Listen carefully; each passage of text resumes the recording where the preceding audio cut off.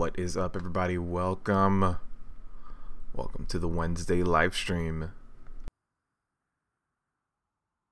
I'm just getting chat going up here. Connecting. Cool. We're good to go. So guys, I know the title of this is max level. Well, I am level 119, and if you look right next to my face, right down here, that bar is just about full. So I am ready to hit 120. There are specific dungeons that are only available in the mythic difficulty as well.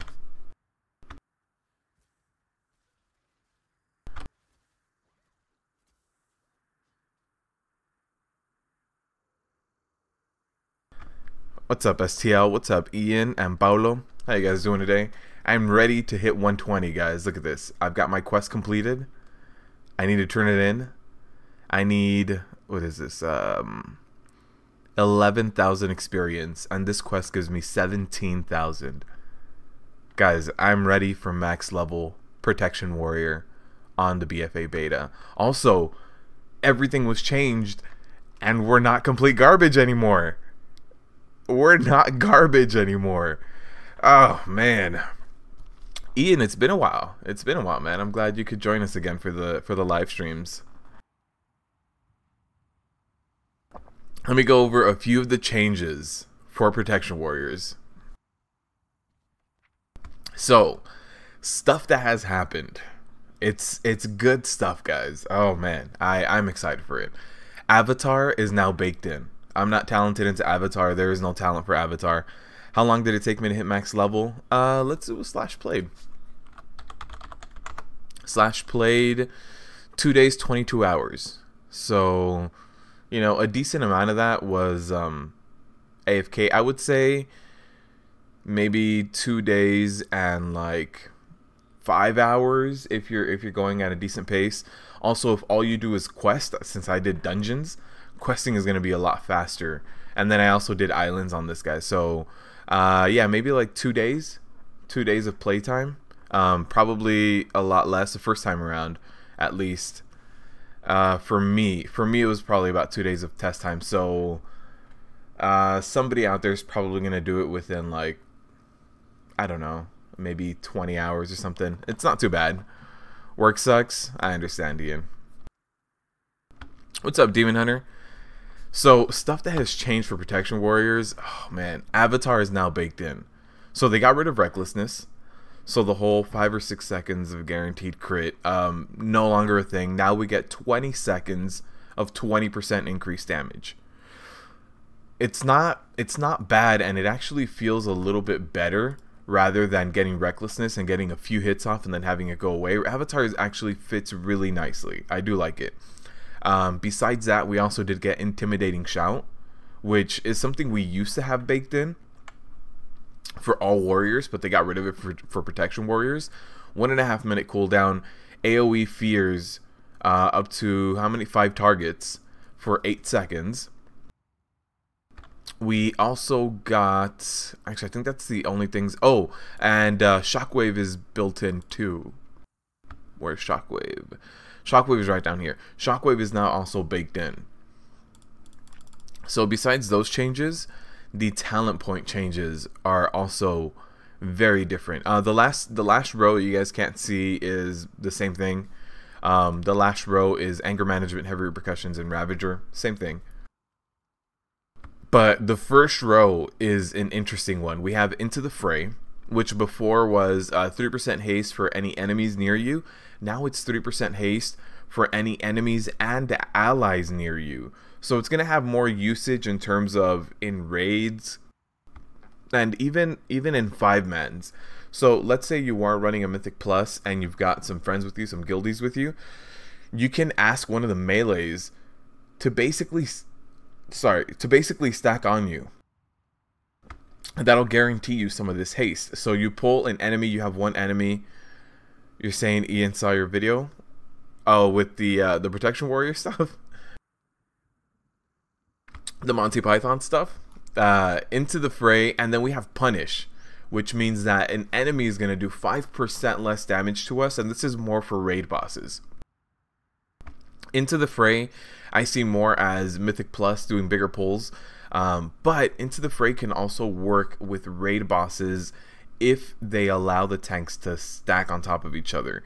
And this is because Into the Fray is going to get 1 stack because of the boss, and 1 stack because of your co-tank, if you guys are stacking on top of each other. So that'll be at a minimum of 2 stacks, meaning 1 talent point gives you 6% haste. That's pretty damn good. Punish, 5% less damage. It's always a good thing.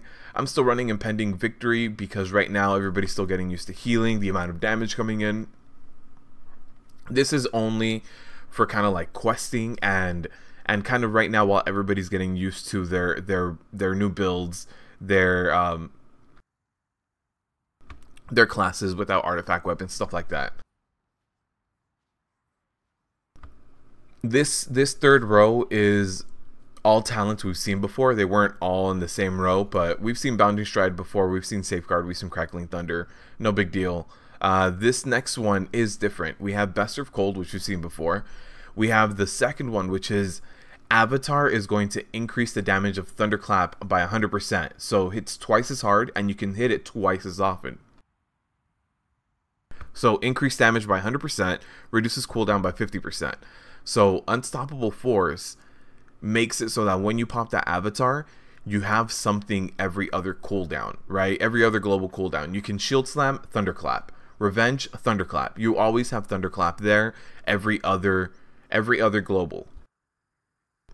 And this is the holy grail, guys. Bolster is what our new Rage Dump is, what our new like Ignore Pain. This is our answer right here.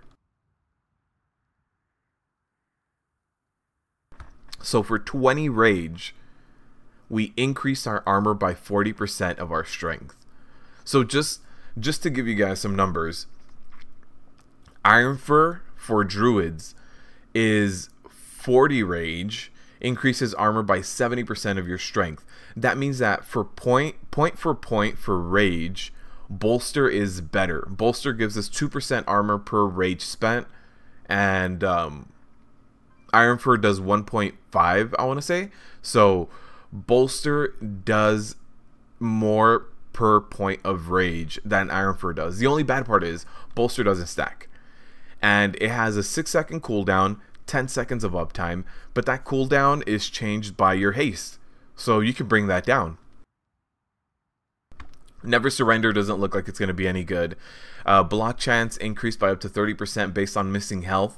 So I'm assuming once you hit 20% and below, that's when you're going to get that 30% block chance. You basically really need to be in a bad situation for this talent to take full effect. Right, Demon Hunter? That is huge. Indomitable, maximum health by 10%. Bolster is going to be the winner here. Bolster is just going to smooth out the damage coming in. It's going to mitigate a lot more of that damage as opposed to Indomitable. Indomitable might be used for magic heavy fights, where plus armor is going to have absolutely no effect. This is the only time where Indomitable is going to take effect. But since they changed the way active mitigation works, I can't see a fight that is pure magic damage, but who knows? I mean, we're going to do raid testing today in 2 hours. In 2 hours, they're going to open up some of the raid testing. Now, the next row is a really interesting row. It's all about CC. So, this row, we have Stormbolt, which we've seen before. Now that Devastator is baked in, what is Punish? Punish is every time you shield slam someone, you reduce the damage they deal to you by 5%. So Punish is going to be really good for raid bosses, really. And that's going to reduce the incoming damage. Right now I'm running Impending Victory, still leveling up, getting those killing blows. This allows me to do really big pulls. But Punish is going to be good. Once we go into raid testing today, I'll run Punish. Literally 100% uptime, officially solid rock, yes. So as of right now, with the armor I have and the strength I have, Bolster gives me about 7% more mitigation. But the cool thing about this talent point, it's going to scale with my armor. So as my armor gets more strength, this is only going to get better.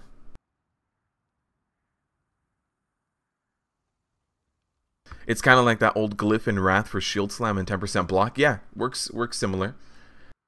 So this third row is all about crowd control. So we already have Devastator baked in. Shockwave. Sorry. Shockwave is baked in. I get an AoE stun no matter what spec I am. I have that. So I can spec into Stormbolt and pick up 2 stuns. So now I have Shockwave and now I have Stormbolt.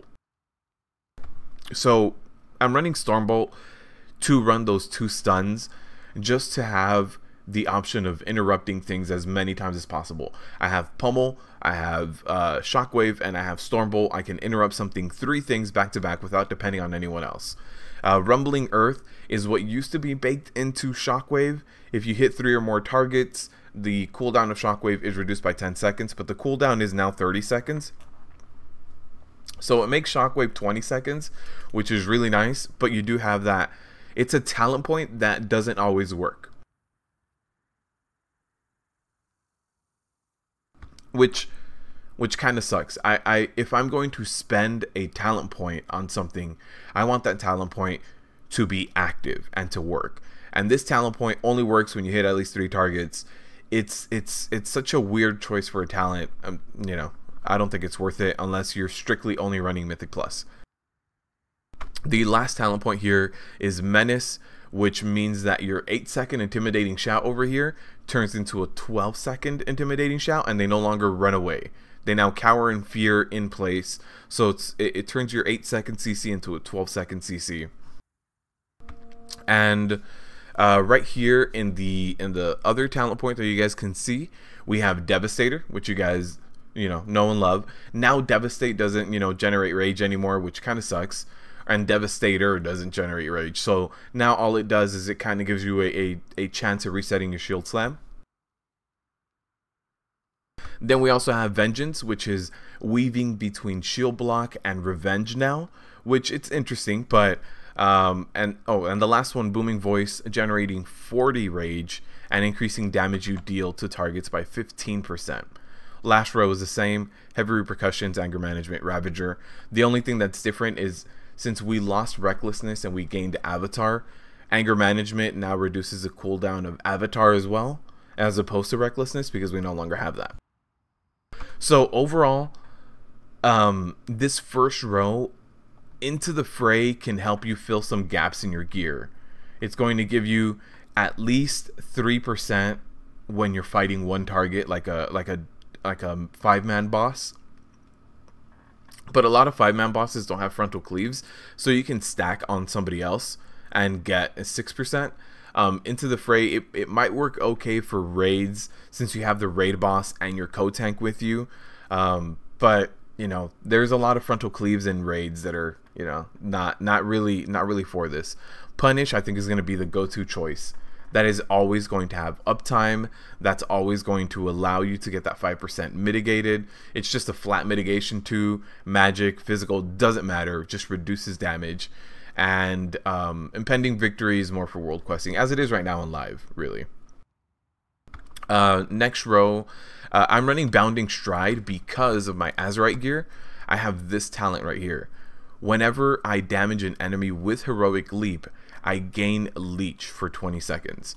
And I have this talent 3 times. So in all of my Azerite gear, you guys can see it changing up here on the top left. We have helmet, we have shoulders, we have chest. All of my Azerite gear is the same. So whenever I Heroic Leap, I gain a ton of Leech. I'm talking, I think I gain 20-something% right now.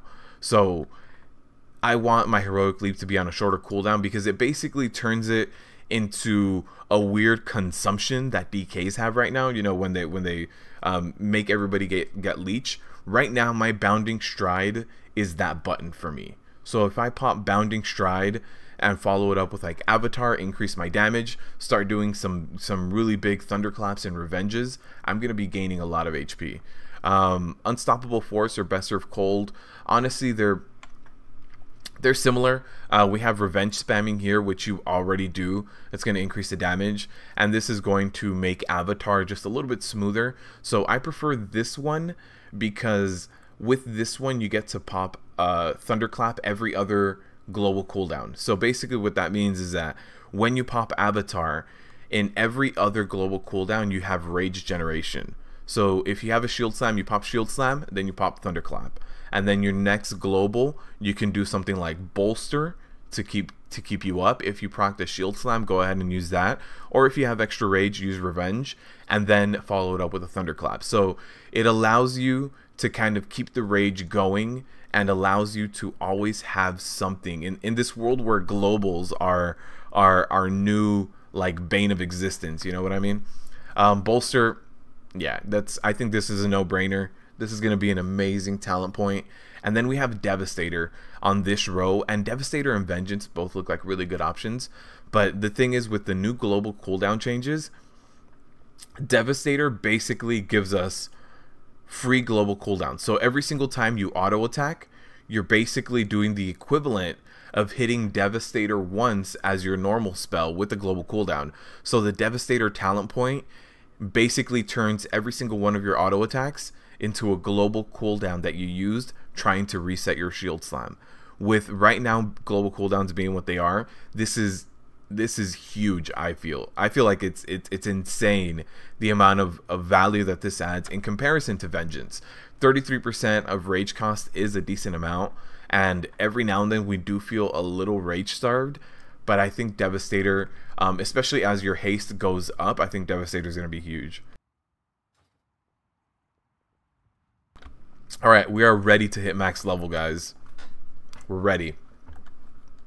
Let's do it. Let's do it. This is going to be max level right here, 120. There it is. There it is. I don't even care about your quest anymore. Oh, I can do the Alliance dungeons.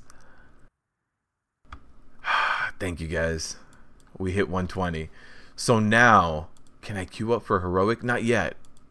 I can't queue up for it. Okay. I need to get some more gear. We also have islands that we need to take care of. Nice. Now the grind can begin. Thank you all. Thank you. I made sure I was like right at the cusp of leveling. Alright, let's queue up for a dungeon. Start getting some gear. Oh! Instant queues as a tank. Alright, so you guys get to see the new Prot Warrior in a dungeon. Just trying to get my way out of there a little bit. There it is.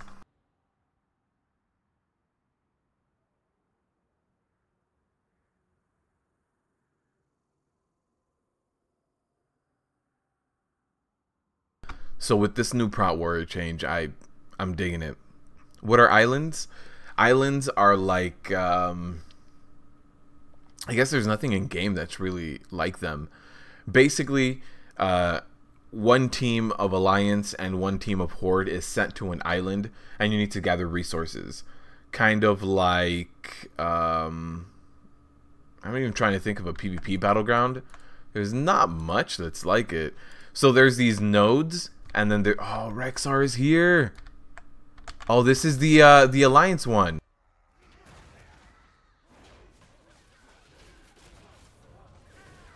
All right, so we got bolster up. Yeah, so islands, you need to kill mobs and to mine nodes, and the first person to hit like maximum resources wins. So all it is, it can be PvP and it can also be PvE. So it can be made by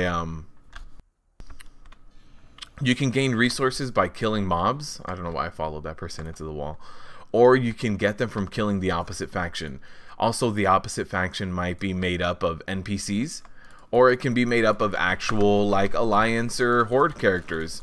So depending on how you're leveling and what you're doing and like how you queue up, you can queue up for a PvP island too.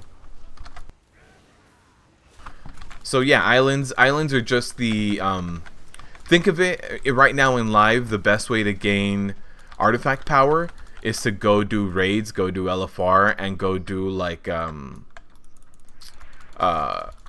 invasion points. This is going to be the best way to gain Azerite gear, Azerite power is to do islands. You were about to check out the new talents tonight. Steel, we got you, man. Were you here for that? The whole spiel that we did? No more dumped prot warrior? No, look at this. Got my bolster up. Although for this mob, doesn't really matter. They're more of casters. Body of land surrounded by water. Got him. Prot warriors actually look really good next expansion. So far, so good. My biggest complaint right now is a complaint that everybody has. My biggest complaint is the global cooldown change. But that's not, you know, that's not the fault of Prot Warriors. Prot Warriors aren't the only people, or aren't the only class feeling that change. So feels bad, man. But everybody's feeling that pain. But I feel like there should be 2 global cooldowns, one for offense, one for defense. But you know, we can't win every battle. We have to be happy that we're not nerfed to the ground anymore. Baked in Shockwave. They did also change Shockwave. It only stuns for 2 seconds now. So there's also that. Alright, we're gonna get beat up here. Some of these guys do a lot of casting like that and really go to town. So this pull's really gonna hurt, and the reason it really hurts is mostly because magic damage. Magic damage is a thing. We're gonna get really beat up by it. Not much in the area of magic damage mitigation for us, but most tanks actually don't.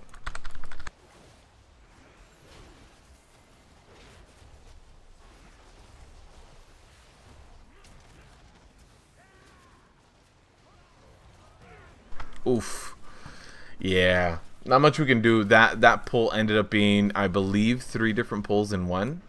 So, I mean, we survived as long as we could. There it is. We're getting revived. Oh, everything is broken! You guess in the long run, it'll be good. The global cooldown. The global cooldown change is basically just about everything. Almost everything is on the global cooldown. So, while before you used to have a macro that would pop some offensive abilities, and then you could start attacking at the same time, not anymore. Or you could like pop a trinket and an offensive ability, not anymore. So now everything is on the global except for active mitigation. Really, that's one of the only things that's not on the global cooldown is active mitigation. And heroic leap is also not on the global, and the leap on demon hunters, I forget what it's called at this moment.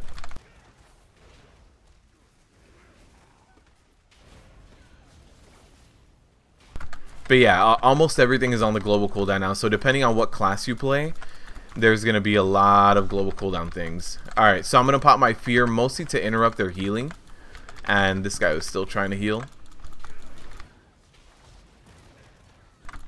But our fear already coming into play, being a good interrupt to have. Try the new talents on the first row. Oh, punish? Yeah, I'll give it a shot right now. Although this victory rush does help keep me alive. But alright, let's see. These things. And let's go with punish. I can't change that while impending. Impending's on cooldown. Okay. We gotta wait another 15 seconds. Hopefully they don't pull the boss before then. Although I have a feeling we're going to. Come on, we got 5 seconds. RP some more boss. Boss fight, keep RPing. There it is. Did it. Right before the boss fight. I wonder if anyone has a repair bot. Or a repair mount. Alright, so let's pop Avatar and let me show you guys. We got Thunderclap, followed by Shield Slam, followed by Thunderclap, followed by Shield Slam. Thunderclap, like Avatar makes our rotation feel really smooth by making Thunderclap that super short cooldown that we can actively like hit all the time. That boss looks a little weird. I haven't done too many dungeons in the latest build right now. I was really focused on hitting 120 and we got there.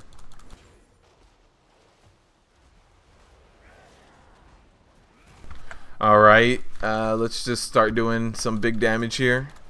So you guys can see Punish is on the boss here. Alright, hold on. Let me try to reset my cooldown, get another Punish going here. There's Punish right there, so 5% less damage to the warrior. It really, the talent point itself even says the warrior. One of the things I've noticed right now in the beta is that aggro is kind of messed up. Like, I have a few things that should be aggroing to me because I go up to them, I thunderclap them, I hit revenge.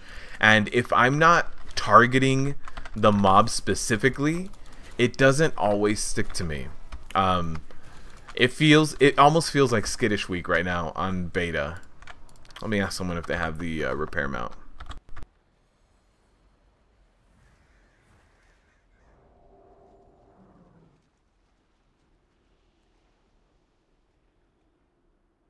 You missed the days of Heroic Strike. It was a nice rage dump threat damage, plus it didn't trigger the global. Yes, I agree. I would love something that doesn't trigger the global.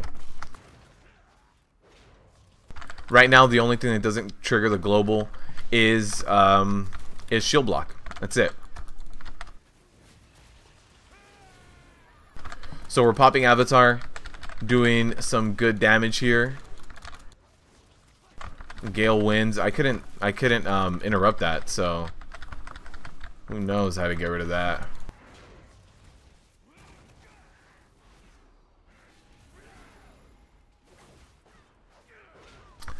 Yeah, I wish there was something else that also just didn't trigger the global. And while Bolster is really good in terms of mitigating the damage that comes in, it's on the global. That's my biggest complaint, that it's on the global and you can't stack it. If we could stack it, I wouldn't have any rage issues where I'm overcapped or anything like that, because I could just keep spamming Bolster, and much like Iron Fur, I would be able to stack it 2 or 3 times. What's up, nerds? You don't have fear on live? Nope. Protection does not have fear on live. Only arms. Also, the meters I have over on the left for you guys are healing done at the top and damage taken. So let me change that to damage done and damage taken. Damage done. Okay. So the top one is damage done. Everything else is damage taken. I like to see how much damage I'm taking because of this bolster. I basically don't want to take more than, like, I don't know, maybe 3 or 4 times my HP is damaged during a boss fight, or else I feel really squishy. But a lot of these guys, actually, now that I'm looking, a lot of these guys are 120 and geared. Like, they've actually been at this 120 game for quite a bit of time. Because right before I hit 120, I was actually keeping up with damage with the rest of the group. Not anymore. You guys can see I'm getting beat in terms of the damage meters, which is good. That's the way it should be. Alright, let me LOS pull this.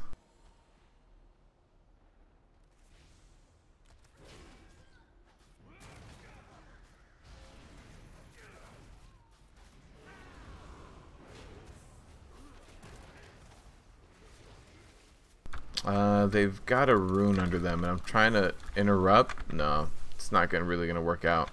Come on, come this way. Perfect. No one expects a 1 p.m. stream. Yeah, started a little bit early today. I do have to head out a little bit earlier today too. So unfortunately, there's 2 raid bosses for testing. One at 1 p.m. my time and one at 2 p.m. my time. And I'm going to be able to do the 1 p.m. one, no problem. But then the 2 p.m. one, I'm going to be able to do about half of it, maybe a little bit more. So unfortunately, I won't be able to stick around for the whole live stream time of normal, which is why we started a little bit early. They should at least take in your shouts off the global. You can shout while fighting, but I guess they don't want all these commands hitting at once. Yeah, they're definitely slowing down the rotation by a little bit. And you can definitely shout while fighting. We lost 2 people there. Huh. What's up, Brian? How you doing, man? Okay, so all this new Proud Warrior stuff. Damage taken, you guys can see my damage taken was actually pretty damn low. I was the 3rd on the damage taken list, as opposed to some of the teammates just completely got nuked, which makes sense as to why they went down. Not quite sure how they got nuked, maybe just some AoE magic. Raid Friday, there's going to be more raid testing, so unfortunately there's going to be more BfA raid testing on Friday. So as far as like Antorus, sorry, not this week. I'd really would like to jump into all of the raid testing that they offer. A lot of it to see how Proud Warriors perform, because I don't want to be the guy who's like, I'm leaving my Proud Warrior for BfA, but I really want to see how they perform. So I'm going to be doing as much raid testing as I can. There's raid testing today, tomorrow, and Friday, so yeah, I'm going to be doing that. We'll do some rip keys early on Friday, so we can do that. Yeah, sorry SCL. What's the compensation for Ignore Pain? The compensation is a talent point called Bolster that you see right here. So Bolster, what it does is for 20 rage, you increase your armor by 40% of your strength. So for comparison, Iron Fur is 20 rage. Iron Fur is 40 rage for 70% of your agility as armor. So this is better point for point than Iron Fur, but you can't stack it like you can Iron Fur. So that's the compensation. This talent point right here. It has a 6-second cooldown and a 10-second uptime. Okay, so let me grab these pats. Let's let them walk a little bit. I'm doing good, Brian. Doing good, man. We just hit 120. I basically leveled up to 119 and like 90% last night so that we could hit 120 live on stream. So that was the first thing we did. Went over the changes, hit 120, and now we're here, max level. And this is one of the Alliance questing zones, or one of the Alliance dungeons that basically opens up once you hit 120. The dungeons open up and you can do all of them. Okay. So these guys are all non-elites, so I'll let this pack kind of go away, because I'm assuming all these 4 pull. Yeah.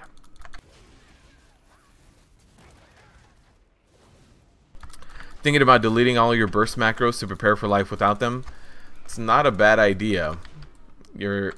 One thing I've also noticed that nobody really talked about yet is even trinkets are on the global cooldown. So it's not just your abilities.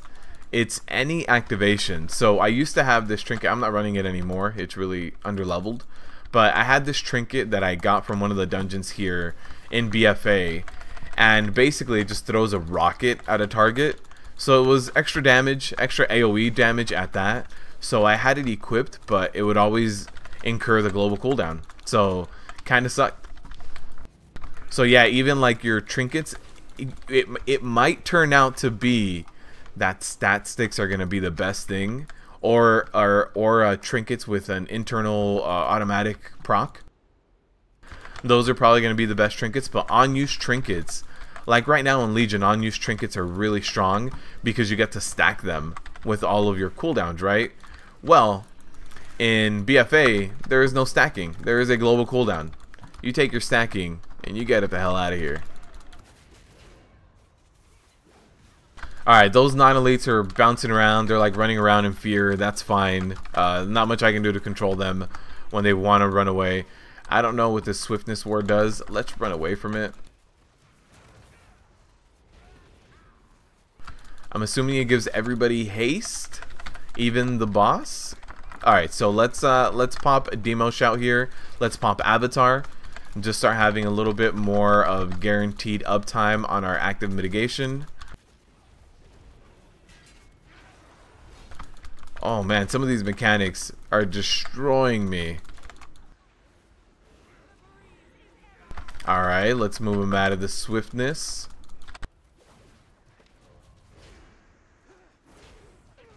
Oh, hindering cleave for 18k. Deleted. Slicing blast. increasing nature damage. So we're gonna need to start interrupting this boss a little bit more. You have conference calls for next hour for sure, man. Why is it a talent? It's BS. It should be, yeah. I think it should be baseline as well. I completely agree. But in the row of talents that it's on, doesn't have much competition. Doesn't have much competition at all. This healer is really trying to not get a repair bill. Okay. Okay, so let me repair. Let me let them know.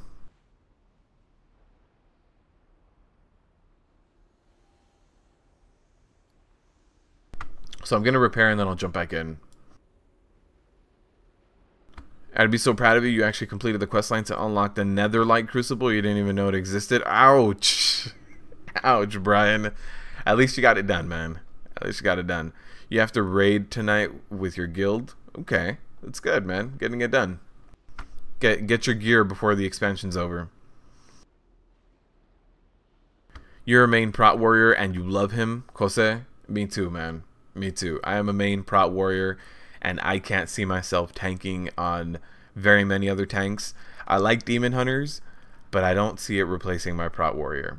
I need a shield, and it's only prot warriors and prot paladins that have shields. You thought they said that they wanted to avoid an all-in-one button? They do want to avoid the all-in-one button, which is why you can't even put trinkets or anything on the global. Everything right now everything right now incurs a global cooldown, so you can't really have all-in-one button macros, especially defensive, offensive cooldowns. Yeah, that sucks. They hit like a truck. Yeah, can you see my spec? For sure, Bangle. So Bangle, right now I'm running some of the new talent points. I'm running Punish to see how it works out for bosses. I'm running Bounding Stride because I have Azerite gear that whenever I Heroic Leap I gain a ton of Leech. So Heroic Leap basically works as a cooldown for that. Unstoppable Force helps Avatar kind of round out and really give me a lot of rage generated. Bolster is our new go-to. Need to have it. Stormbolt for double stuns. Devastator frees up my globals, and the last one I picked up Anger Management.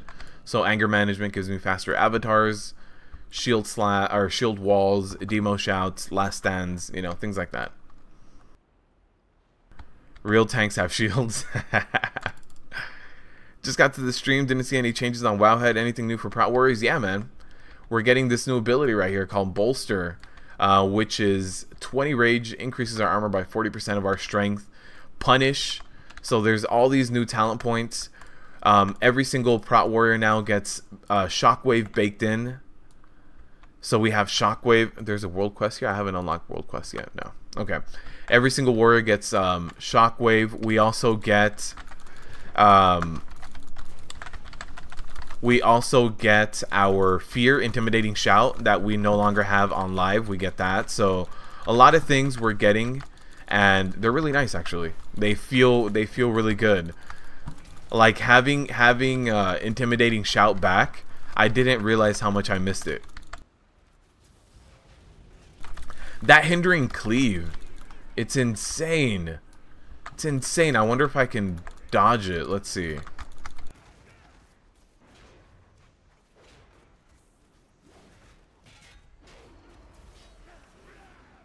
There's a Hindering Cleave. It doesn't let me dodge it. It's just one of those things I have to be ready for. That's insane. And then right now I'm taking insane amounts of damage from this lady. So let's interrupt her. So I interrupted her and we're trying to drop the global cooldown incurred by that, but doesn't look like we will. Nope. This Slicing Blast is hitting me for 20 Ks. So basically what we need to do is rotate interrupts to get her. Once you hit 120, man, game's not the same.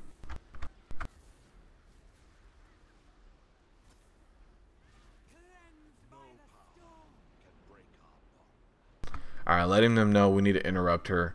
I have 60k HP, and if I'm taking 20k damage every second and a half of her cast, it's gonna kill me every time.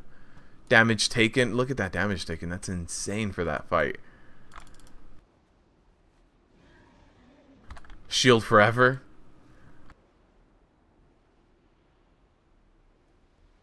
In terms of gameplay, do I feel like I'm standing still waiting for something to proc, or does the gameplay feel fluid?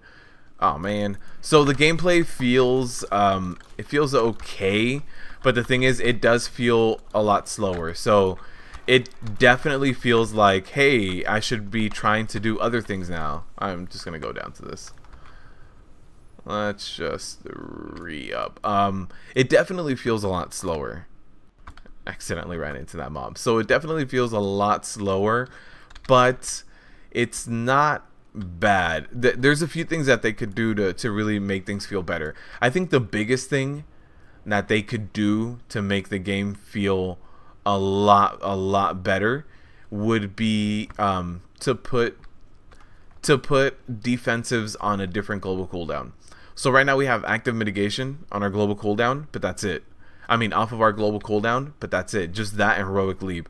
If they put bolster off the global cooldown, because bolster deals no damage, all it does is eat rage and give you plus armor, all these defensives would feel a lot better. So I can do stuff like shield slam, thunderclap, and revenge, and be offensive, shockwave, stormbolt, but at the same time, without being penalized with that global cooldown, I can also pop bolster. I can also pop last stand, shield wall, demo shout. Is this normal? Heroic? This is normal, but this you know, us wiping here has nothing to do with the Prot Warrior situation. This Gale Caller is hitting everyone for like 20k per cast. It, you know, has nothing to do with me. Has interrupts. Okay. Alright, so let's do this.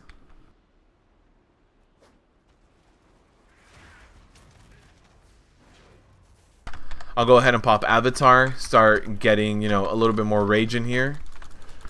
And let me, alright, getting my uptime on bolster.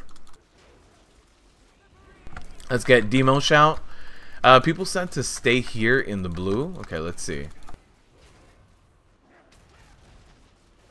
I still have 6 stacks. Okay, I'm getting beat up here. Alright, oh there it is. Okay, so it did drop.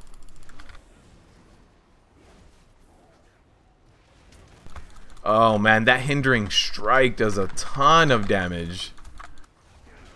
Combine that with the slicing blast. Oh, my healer's dead. My healer's been dead. Okay. So we almost got that brother. Let's see. We're running this guy? No.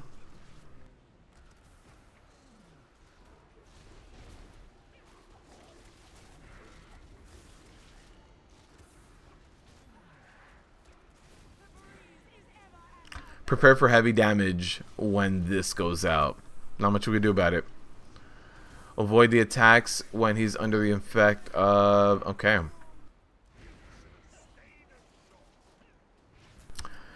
Yeah, but this right now is normal. We just hit 120. So part of the reason why I'm also running Bounding Stride, let me show you guys. The Azerite gear. Oh, I can't show you guys the Azerite gear. So whenever I cast Heroic Leap, this hunter, by the way, is just going to solo everything. Whenever I cast Heroic Leap, I gain a really big amount of leech. And I think, since I have all 3 of my pieces of gear with that, I believe it gives me about 20-something% leech. Demon Hunter lost pain on damage taken. Is Warrior still getting rage from damage taken? I believe so. Dodge the cleaves? I don't think so. I sidestepped. I think the only way I can dodge a cleave, even right here in the journal, it just says prepare for heavy damage. It's going to happen. The only thing it does say, avoid attacks when he is under the effect of Blessing of Ironside. So, gotta watch for that.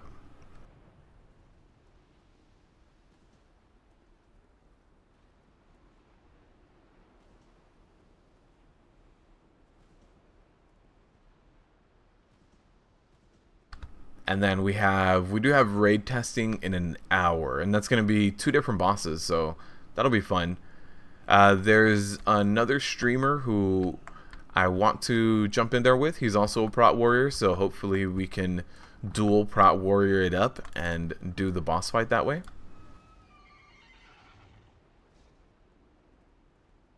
Alright. Come on. We got this. Oh. Hey, he doesn't respawn. The boss fight is now just one boss. We got this. With Punish being able to be, you know, have good uptime on Gale Collar, I think we're good now. That's all we needed. Who's not here? Oh, our healer's not here. Is he moving? Wait, healer? Healer. Healer, it's okay. You can come back. I don't think they're coming. But yeah, other changes to Prot Warriors. For those of you guys who just kind of hopped in right now, Avatar is now baked in, so you don't have to spec into it. They took away Recklessness, so instead of 5 seconds of guaranteed crits, you now have 20 seconds of 20% increased damage. One other thing the Avatar does do now is it generates Rage, and it works with a talent point as well. It's also affected by Anger Management, so Avatar can come off the cooldown pretty damn quickly now. Oh, people are leaving. Oh, our healer's coming. Okay. The other thing that is baked in now is Intimidating Shout. 1.5 minute cooldown. I don't believe it's affected by Anger Management. No. And we do have Shockwave baked in as well. So Shockwave is just, you know, it's not a talent. We all get it now. This stuff like Stormbolt is a talent. Is he also undead? Because that'd be a lot of brittleness. Who's this? The healer? I don't think so. The healer... No, it was a female orc. I don't think anyone else plays undead, guys. I think it's just me. If that wipes were on live, 2 people would have left already. Yes. Yes. Especially considering that this is normal mode. But... these numbers aren't right. Also, Slicing Blast needs to be interrupted. Yeah, that's what I try to tell you guys. The Hindering Cleave is doing a ton of damage. Let's see. Alright, is everybody here? Everybody's here. Okay. Let's head in and just do this one man. Alright, so I'm going to start interrupting when the stacks go above 5. Oh, so we got 1 interrupt going right now. I'll get the next one. Nice. Nice. Just keep interrupting stuff. Look at that. Interrupts going out. Boss is doing a lot less damage. I'm going to get this interrupt. Perfect. What's up, Max? You don't want an adult today? Oh, and a death suck? Thanks, Max. We appreciate it.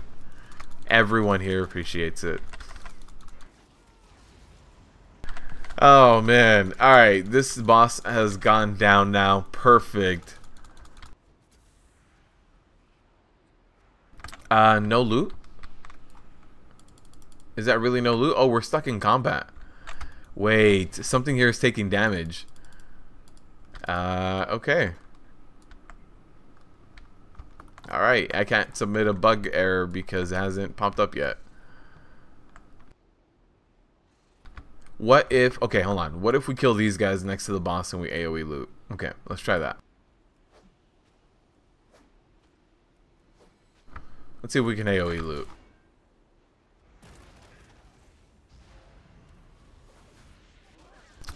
Thank you for the update. Yeah, no problem, man. The double prot raid? Yeah, we're going to do a double prot raid today. Okay, AoE loot?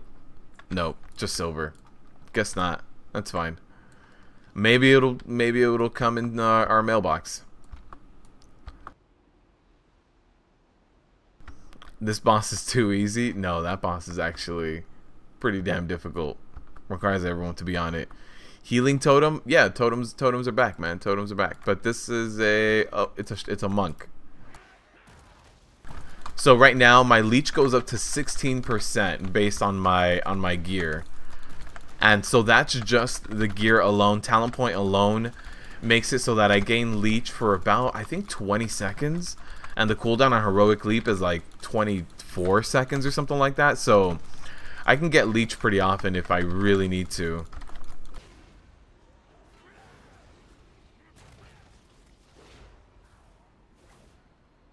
Alright, so I can get leech again. Once I jump in here, let me get a stun going. Throw my shield block up. Throw my bolster up.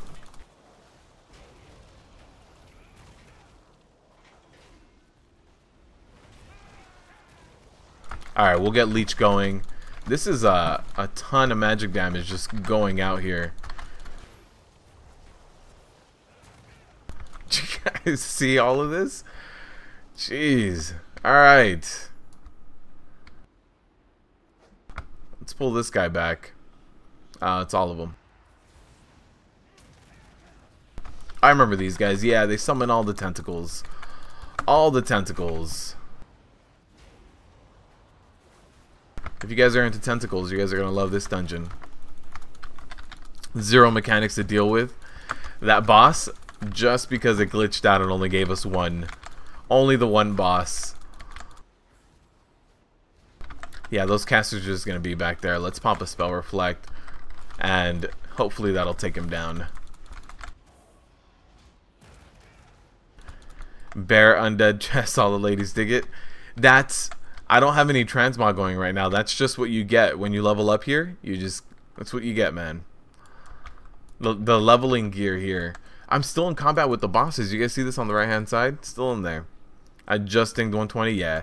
So I just hit 120 epic, so I need to start grinding out gear. So there's no way I can jump into a mythic right now since I have 0 gear as 120.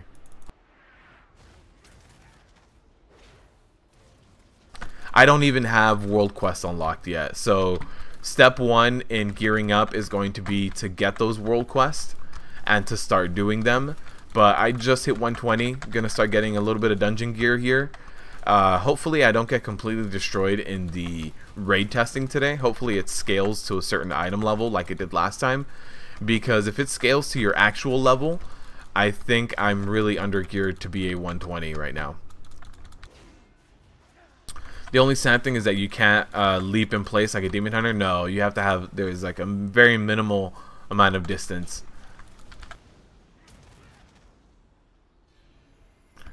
You remember your first beer?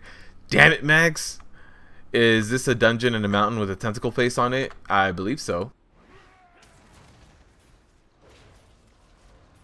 This dungeon is normally Alliance first.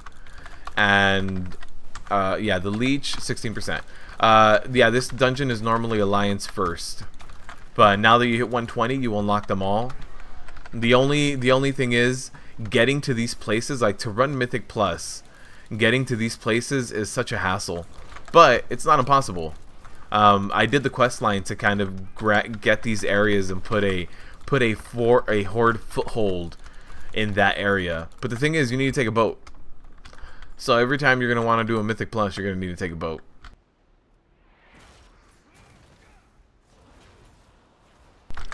Alright, let's get a spell reflect going for all these void bolts.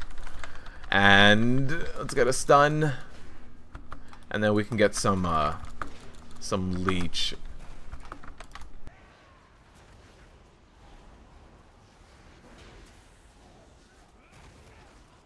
God, undead or fugly. Thanks! So how's Ignore Pain? Any news on that? Ignore Pain's gone, man. Ignore Pain doesn't exist anymore. It's gone. Delete it from your memories. It never happened. Warriors never placed on any healing meters. That doesn't make any sense. Stop it. You're lying. Yeah, it's gone. It's basically been replaced by this guy right here, Bolster. So what Bolster does is for 20 rage, it increases your armor by 40% of your strength.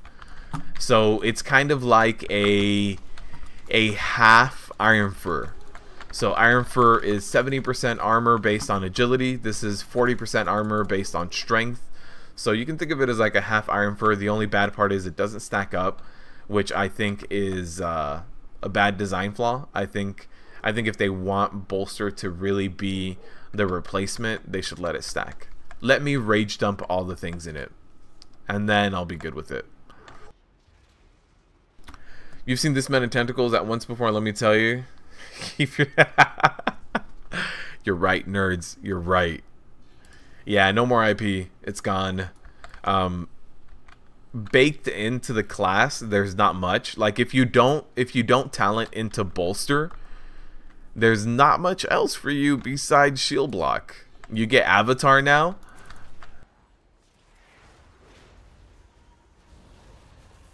You get avatar now, and shockwave. But if you don't pick up bolster, I'm not quite sure what else you're going to be mitigating with. It would just be like indomitable. So you basically need bolster. Alright, so we've got like these orbs following us. Let me pop my fear there. No, he's immune to fear?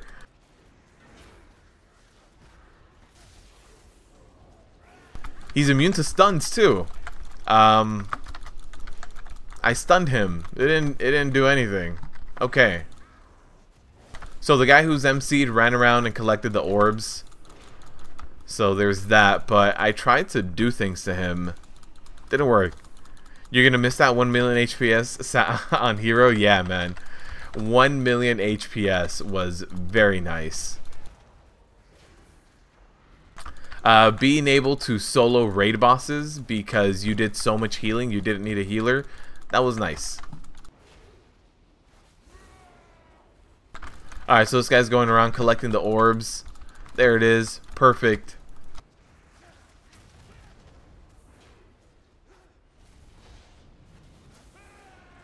Yeah, I was trying to see if I could do anything to the person who's MC'd. No. The answer is no. Perfect. Raid boss. Done. Oh. 310. Very nice. And it's got haste on it. I can't because I'm in combat because the last boss bugged out. Okay, we'll equip it after the dungeon. But getting geared up. So more mitigation while combining both. What do you mean? Oh yes, if you shield block and bolster at the same time. Yes. So shield block guarantees that you'll block an attack, right?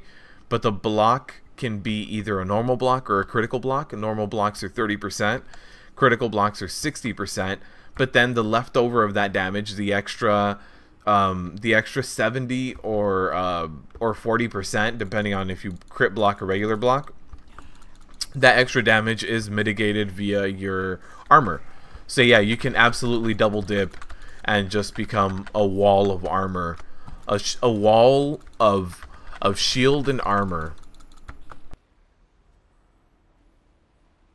Shield block and the armor, yeah, you can do both.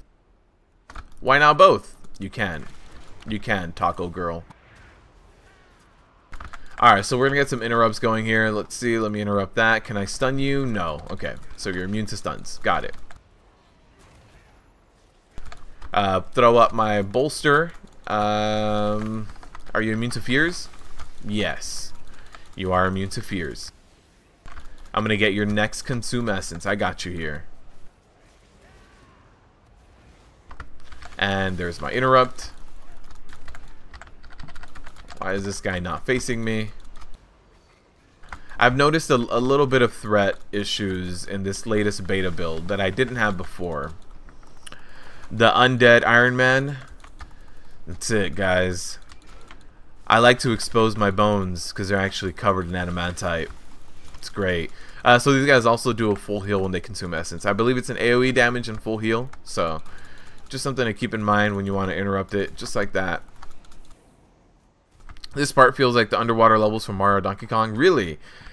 When I first got in here, that underwater part, I was like, ooh, Black Fathom Depths.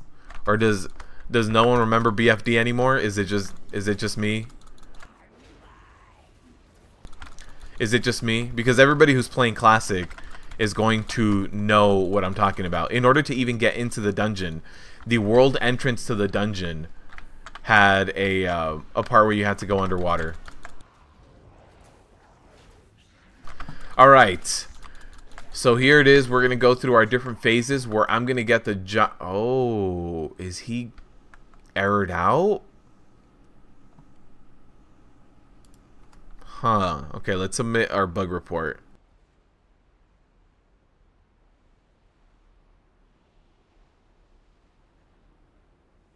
So, oh, okay, so somebody said at least we dropped combat. Oh, this is the other one, right? Okay. Let's equip this cloak. Nice, 310. Okay. Now, let's do this again. How is survivability at the moment? It's not bad. It's not bad. It's definitely a lot better than it was. The only thing, you know, there's a few things that I'm not super happy about when it comes to Prot Warriors right now. One of the big ones is the fact that Bolster, the new talent point, is on the same global cooldown as every other one of your abilities. And I'm also still not crazy about... Oh, he keeps resetting. This boss is glitched. I'm also not crazy about the fact that shield block costs more rage.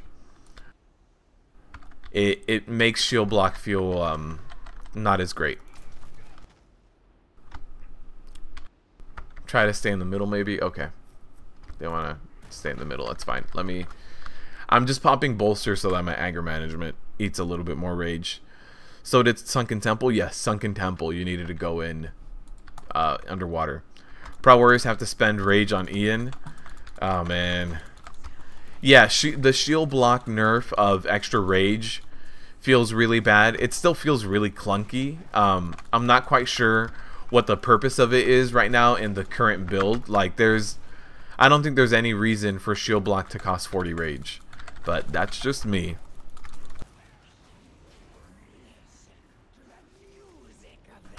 Oh yeah, he's completely glitched out. Okay. Okay. Additional comments? Yes.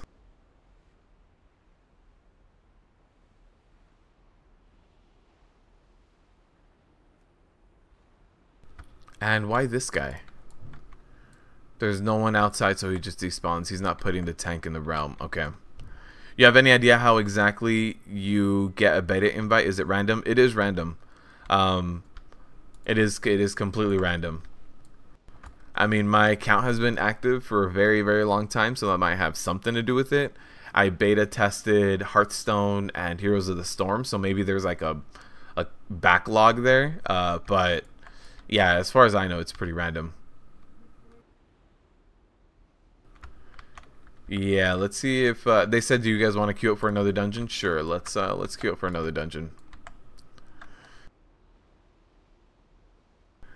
You gave it the old 3 tries? Yeah. You got a beta invite but no internet? Ouch, brad. Are you watching on your phone right now? You can tether off of your phone. But downloading the beta of like 4 gigs off of your phone, that's going to eat through everything. Someone else not queuing up? We all queued up and nothing happened.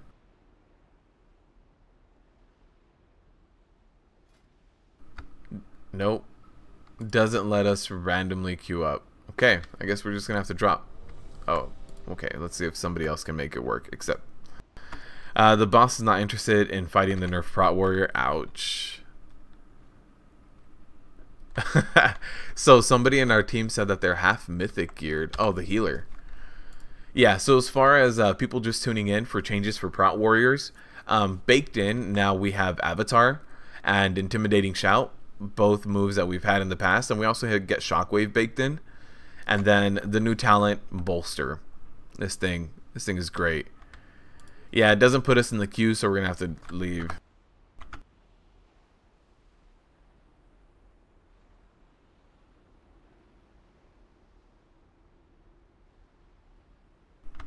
I'm also at 81k HP.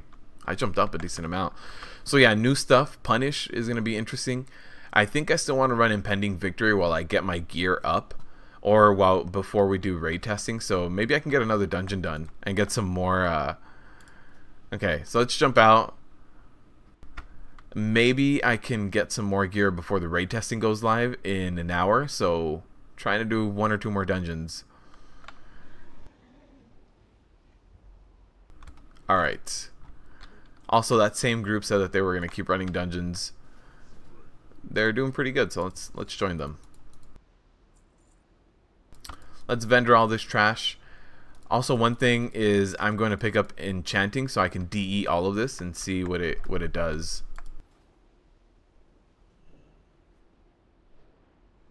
I wanna DE all of that.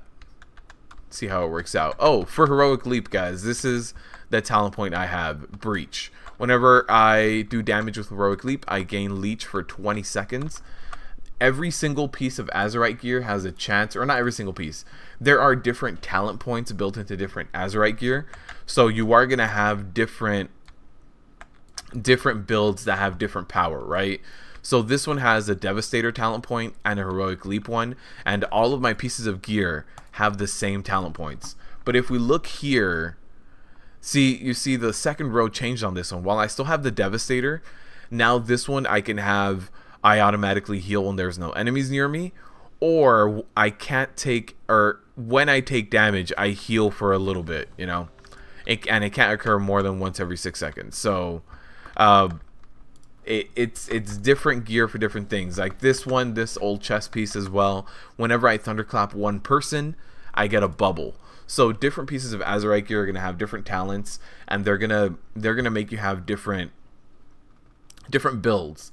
So let's say, like right now, you might have, oh, this dungeon again. Why? All right, glitch dungeon again.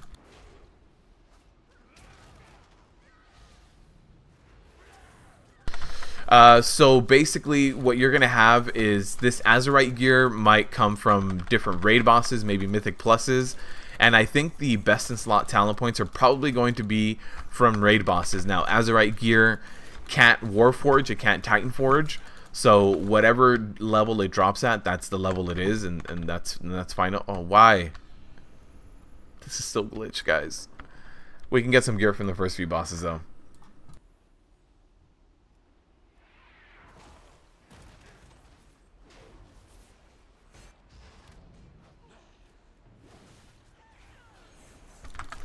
So yeah, Azerite gear, it's going to drop from different places, and it's going to have different traits, and it doesn't seem like the traits are random. So the traits I have are from one of the questing areas, and it seems like everybody who goes to those questing areas is going to get those same talent points. So what's good about it is it's not random. If you need a certain talent point from a certain gear, you go to an area and you get it. Ian said you can change it with gold. Yes. And change the skill, so you can respec it, but you can't change what it does. So let's say okay, let me pull out my chest piece. Let's say I no longer want leech when I heroic leap, and I want this thing instead, which is I gain avoidance every time I take damage. If I want avoidance when I take damage instead, what I'm going to do is I'm going to pay gold, respec it, but I can't change what the talent point is. Does that make sense? I can change which one I picked up, but I can't say, hey, just get me something completely new. Make it so that when I shockwave, I also heal for 90% of my HP. Like that's, you can't create new points, but you can change what you're already gearing out in, or what gear you already have. So while that can change, it's, you know, all this other stuff can't. Why is this person? Someone's saying that they want to do it on Mythic. I don't think I'm geared for Mythic, guys. I just hit 120. Thank you for the subscription. I appreciate it. I hope you are enjoying the content. And if you have any additional questions, you guys just let me know. We're also going to be doing raid testing in a little bit, in about an hour. So trying to get a few pieces of gear before that happens. These casters are completely doing insane amounts of damage to me.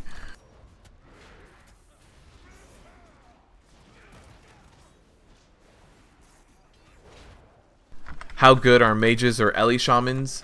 So I haven't played my mage on live yet, or in the beta yet. I've seen one shaman, or I've seen a few shamans in dungeons I've ran rather, and they seem really good. He was doing really good damage. Oh, it's this guy. This living current does an insane amount of damage. Yeah, he knocks us up, tears us down, That's like 40% of my HP right there.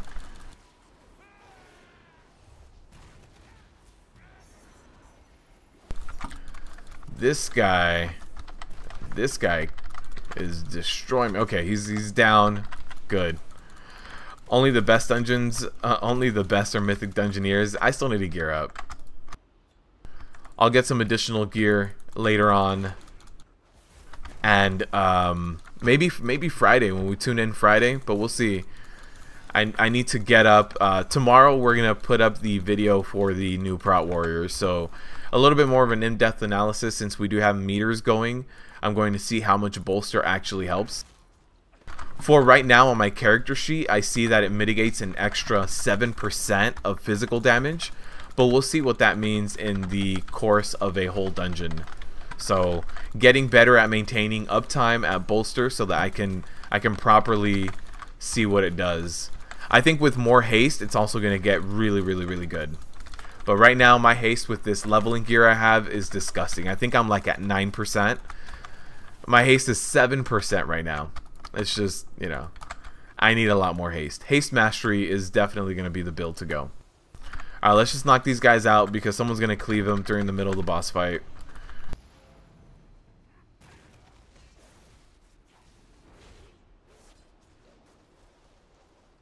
Just try one mythic dungeon. I can't queue up in it yet, but I need to find a random group. Okay, hold on. I'm gonna see what the gear, what the item level is of mythic dungeons, and I'll let you guys know because I really doubt it.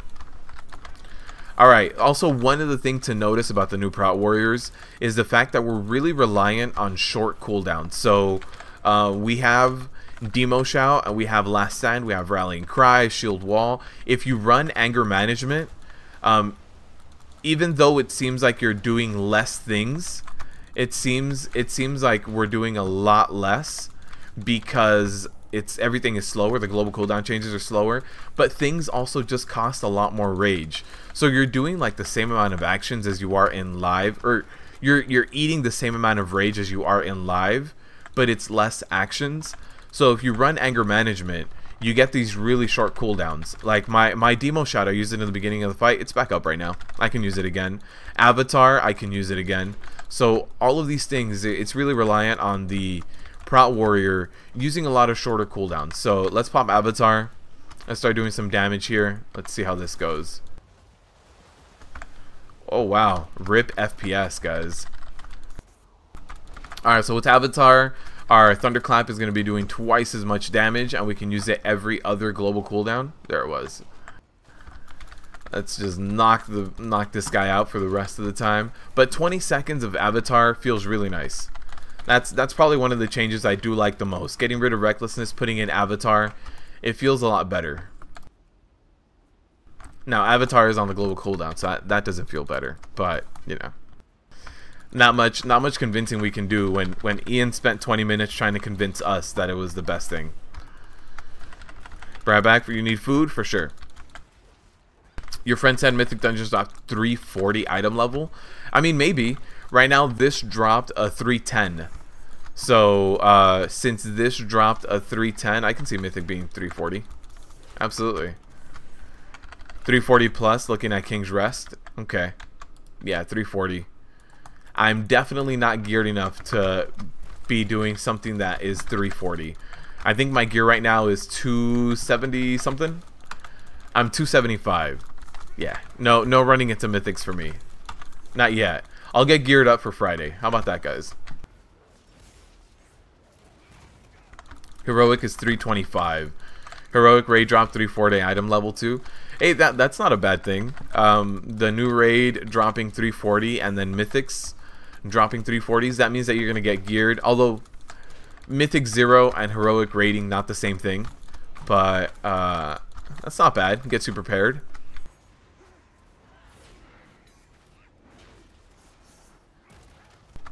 This is really buggy, guys. It keeps telling me to like to let them know how each boss fight went.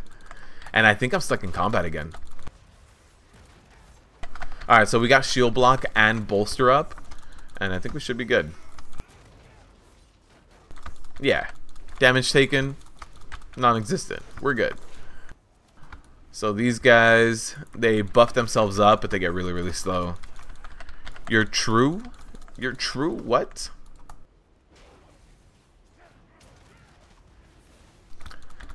Yeah, with the amount of gear I have, it's not gonna happen. But with raid testing, maybe we'll even be able to kill the raid boss. Although very doubtful.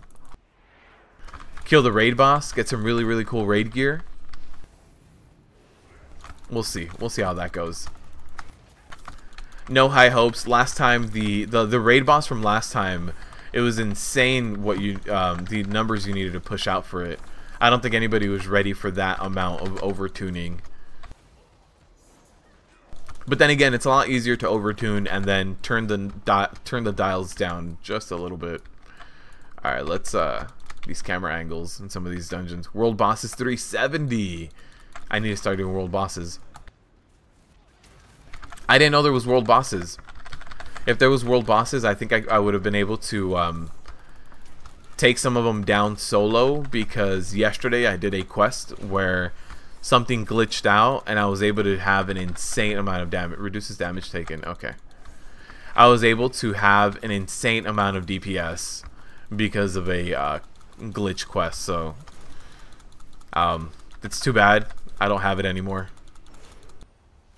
First raid LFR equals Mythic 0. There, yeah, that sounds about right. How does Prot Warrior feel without Ignore Pain? Not as great as with it, because now we're at the mercy of a global cooldown, so that kind of sucks. But it feels okay now. With Bolster, it feels okay. It's not as bad as it was when we first started the beta and the alpha, where it was like, Ignore Pain is nerfed. No, wait, Ignore Pain is gone. We hate you guys. So, not as great as it was with it, because with it, we were doing some really, really amazing things, but it's also not terrible anymore. Why do we have Heroic then, since there are no tier sets anymore? What do you mean, why do we have Heroic? Heroic raiding? How many tentacles will there be on raid gear, because this is a tentacle expansion pack? At least 2 per shoulder pad. And if you do mythic raiding, probably like 4. Alright, so we need to be really careful with these guys. These guys do a ton of damage. Let me get my stuns going. And I'll get some leech going too.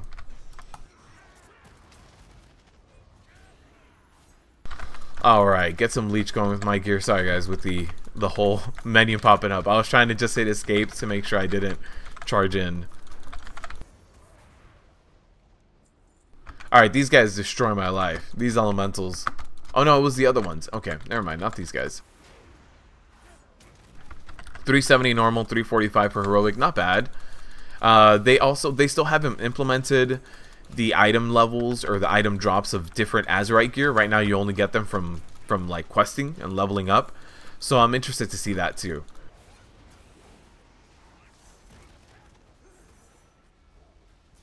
I definitely want to see what they're going to do with Azerite gear.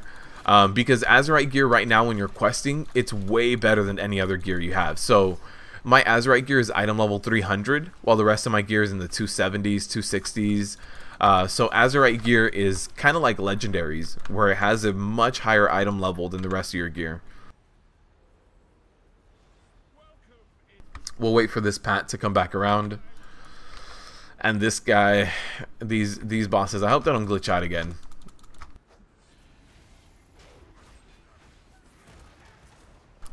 Alright, get our shield block up. We're about to get, let's see, get our bolster up. Having to pick what global cooldown, or having to pick the global cooldown I'm going to use for bolster, it feels bad. Also, when bolster first came out, I was prioritizing using bolster over, you know, rage on bolster over much else. But rage spent on shield block is still way better. So shield block is still going to be our main mitigator. Bolster is just in addition to. Think of bolster as like an extra demoralizing shout or something like that. When demo shout reduces damage incoming by a little bit, it's not the best cooldown you have, but it's something you use to kind of supplement all of the other damage you're taking. Bolster is very similar to that.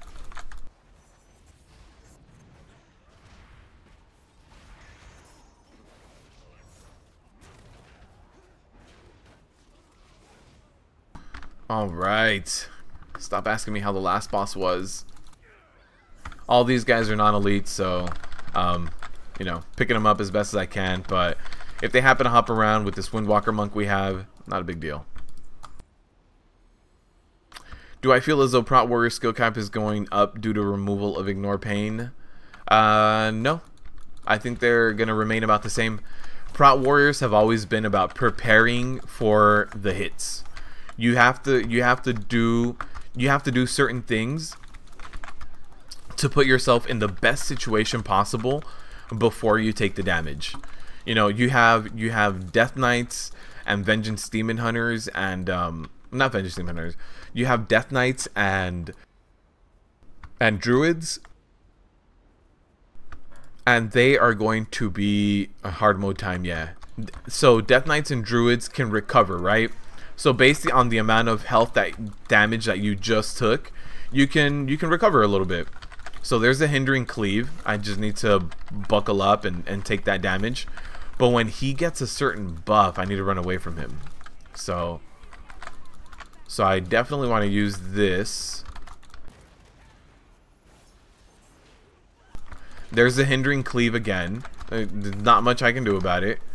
So, okay, so I should be saving my shield block. There's a reinforcing ward. Oh no, that's where I need to go to get rid of my stacks. Okay. There's a hindering cleave. I can outrange it. Okay. So I can outrange it, but it's not the easiest thing to do. Alright, so I've got shield block up for the next few seconds. There's a hindering cleave. Okay, the hindering cleave hits you with shield block up. Not as terrible as you might think. Let me move this guy out of that. Let's pop Demo Shout. It's all, you know, I think this fight is a lot about maintaining one cooldown up at all times. That hindering cleave, you know, got me. I don't have the haste required right now with my shitty questing and leveling up gear to kind of maintain that shield block uptime that I would like to. There's my shield block going up. Hindering cleave just hit me. Not that bad. I need to move them out of the ward so he can take damage. Okay. Gonna save that shield block for that hindering cleave. Just procced it. Where's your hindering cleave? Perfect. Hey, the boss didn't glitch out. We can actually get loot this time. And we only got Azerite power.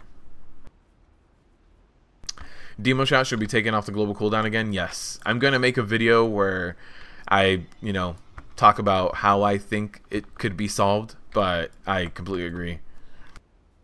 But yeah, Joshua, I don't think the skill cap on Prot Warriors is going to go up. I definitely think that the skill cap is going to stay the same because it's still going to be the same kind of tanking style where I need to be prepared before I take the hit. So if we look at Legion, before Kill Jaden's Fell Claws went out, I needed to make sure I had shield block uptime. For number 4 and 5, I needed to make sure that my Neltharian's Fury was off of cooldown. If it wasn't, I needed to then do like a shield wall. I needed to supplement it with something. And in this one, in BfA, it looks like it's going to be the exact same thing. For that hindering cleave, in order for it to not completely destroy me, I needed to guarantee that I was going to have that shield block uptime right before it hit me. For these guys are doing a ton of magic damage. Look at this. I need to try to get like spell reflect uptime as best as I can, and if not, kiting might be my best bet. But it's always about preparing before anything happens. So I need to make sure I'm in the best situation possible for the damage I'm going to be taking in. Shield block uptime, making sure I have bolster up nowadays, making sure that I have demo shout up, maybe a shield wall, like whatever it is. I just need to be I need to make sure that my situation is correct before going into that damage, when not every tank is like that. You know, we talk about stuff like Death Knights Death Knights, Druids, and arguably Brewmaster Monks are not like that. With Death Knights, if you mess up a little bit, You can recover by having a really big and nice death strike immediately after. For druids, as long as you maintain your Iron Fur uptime, right after that you can pop a frenzied regen. That's going to help you out. With monks are really forgiving, because with monks you can learn as you go. You know, you take a really big hit, it makes your stagger go way up. So what that means is that you're going to be taking heavy damage over time. So that over time is huge. It's gonna be what really makes monks great at progression, right? It's the fact that no one is going to have to snap, react, and freak out, pop a cooldown to keep you alive. They're just gonna have to increase their healing per second. So with monks and Death Knights and druids, you have the ability to recover. Prot warriors, not so much. If you get hit by one of these really big damaging abilities, I think the only thing you have to recover is Last Stand, because it gives you more HP. That's about it, you know.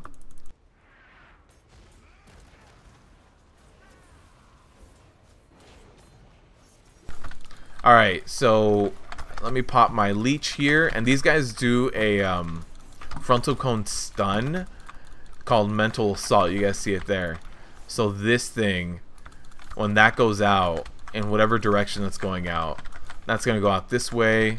That's going to be a frontal cone stun. Slowly learning the dungeons, guys. Nice CC there. Let me show you guys the warrior CC as well. You guys see that? That's the fear. Just to show you guys that, I mean, it wasn't a textbook case of it at all, but you know, just to show you guys, AoE fear is back. This is gonna go this way. That stun, definitely want to avoid that. I see what you're saying. Considering all the tanks in live right now, it seemed as though most, if not all, the tanks were reactive tanks. I would say that Prot warriors and Prot paladins are probably the least reactive, although Prot paladins do have some degree of being reactive, because they do have their self heal, which is based on the amount of missing health. So as a Prot paladin, if you do take a hit that makes you go down by 60% of your HP, you immediately pop your heal, bounce back up. So most of them are reactive, but Prot warrior I feel like is proactive. With Kill Jaden, with Gul'dan too. When we talk about Gul'dan and taking the sights, if you did that tanking, definitely for the sights you had to prepare before you took the sights. So before you jumped in, you would talk to your co-tank and be like, "Are you ready?" You would pop shield, or you would pop Spell Reflect and get a decent Ignore Pain bubble, at least one full Ignore Pain bubble, and run into that sight. So there was always a bigger degree of preparation for Prot warriors. But like you're saying now, is that tanks will need to understand the fight, know the timers, user cooldowns prior to the boss. Yes, not every single tank. I'm saying that for Prot warriors. Just answer the thing about the boss and maybe it'll go away. Oh, I haven't thought about that. Maybe it will. Let me ask if everyone else is getting that.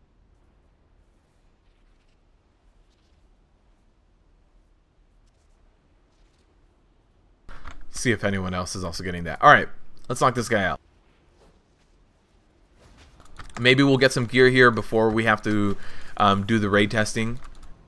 Just report. They're saying just report spam. So everybody's getting it as well. Okay. Can't make it go away. Alright, so we got bolster up. We got shield block up. There's the orbs are going to spawn right now. Let me pop my avatar to start generating a little bit more rage. Shield block up. There's the orbs. Perfect. This guy is really on it when it comes to picking them up.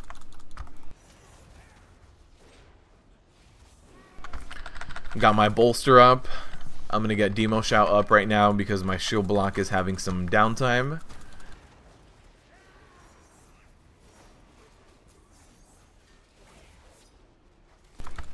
And shield block is back up.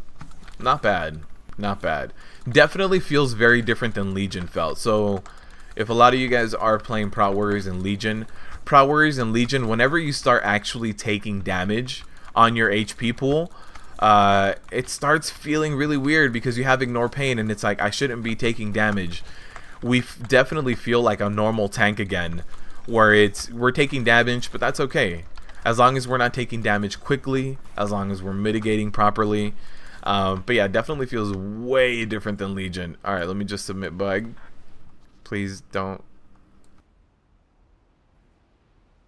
Okay, we'll see. We'll see if that makes it go away. We have another trash pack coming up soon. You can't wait to have different colors than Fell Green. Yes. So there's also completely different storylines other than, guys, there's a bunch of demons. We need to get on our spaceships with our space guns and kill the demons. They came from another dimension. They're from another portal, from another time. Yeah, there's definitely a way different storyline. In terms of storyline with Horde and Alliance, I really like the Alliance storyline. It's a more classic fantasy.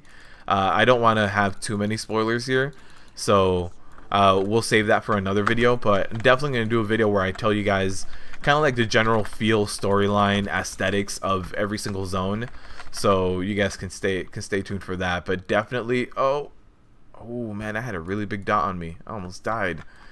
But definitely, in terms of the new leveling areas and the new questing zones, the new stuff feels really nice. Wait, I need to get healed. I need my HP. Okay, we're good.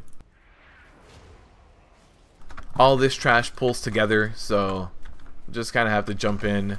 Let's keep interrupting this guy so the DPS can nuke him down. Nice, so somebody else got one of those interrupts as well. And there it is. Okay. I need to have uptime. Okay. Definitely the rage cost to keep shield block up is it feels really bad. Just coming from live Legion. In fact, whenever I jump over to live, I'm playing my warrior way different now as well, because they play like completely different classes. Some of the abilities are named the same, but they play differently. All right, let's see if this is glitched. Let's hope not. The second boss wasn't glitched this time. Come on. All right, shield block. Let's get our demo shout up. Let's get avatar going. Start generating more rage. Come over here. I've got my avatar up. I don't want to waste it.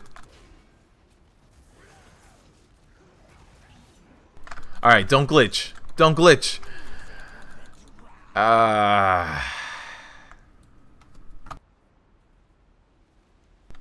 Bug, yes. Yes, bug.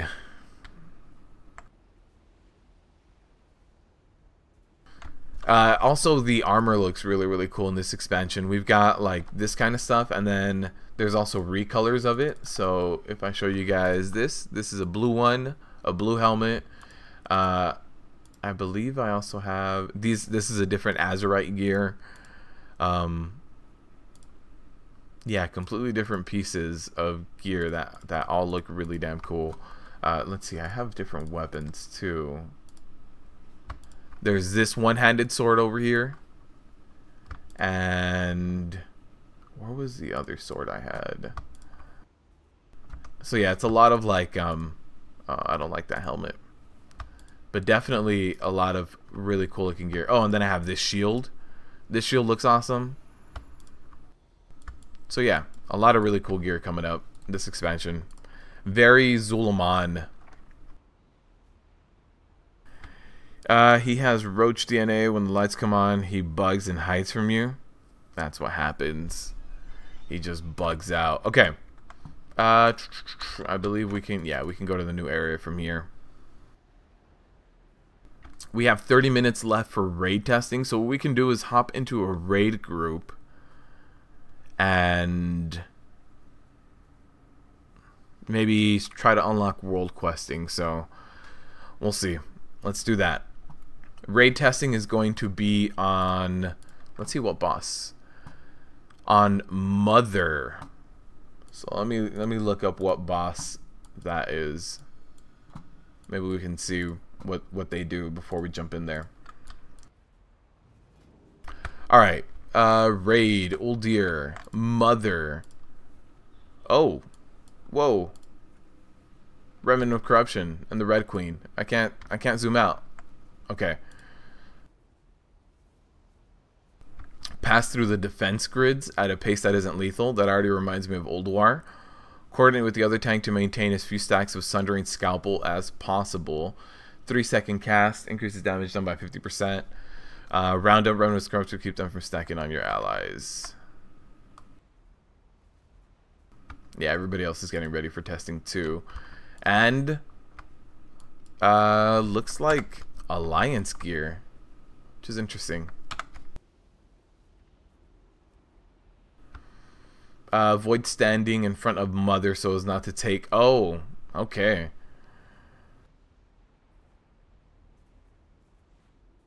So the caster, it's in frontal cone. This affects stacks. So I think the tanks are not going to be able to stack on top of each other. Coordinate with the tank to take a few stacks. Okay. Spreads the Vile Clean Corruption. Alright. And then healers. Allies will take significant damage when passing through the defense grid. Okay, so we're going to have to take damage from this defense grid no matter what we do. It looks like Alliance gear, yeah. He feels sorry for me because all these bones sticking out. Boss is running to grab a burger. Nice. Get me one too. I don't believe... Oh. Hey, I completed that. Also, you guys start getting like different followers. Look at this. I have Rexar. I have all these guys being able to do some stuff. Unlock a new outpost in Tier Guard. Let's do yeah, let's do the Wolf's Den. Yeah, go do that. Go do the stuff. Mother, I'm gonna fight with Jennifer Lawrence. That movie was definitely a weird movie. That movie had a lot of hidden meaning behind it. Whoa, whoa, whoa. Oh, okay, I was gonna say somebody came in here and killed our guards, but no. Let's jump down. I have a quest to turn in behind us. Let me... Oh, he's running a dungeon.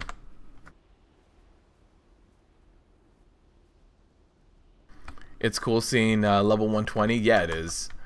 Gear kind of sucks right now. Also, Azerite gear. I need to level up to level 8 to start to maximize all of my gear.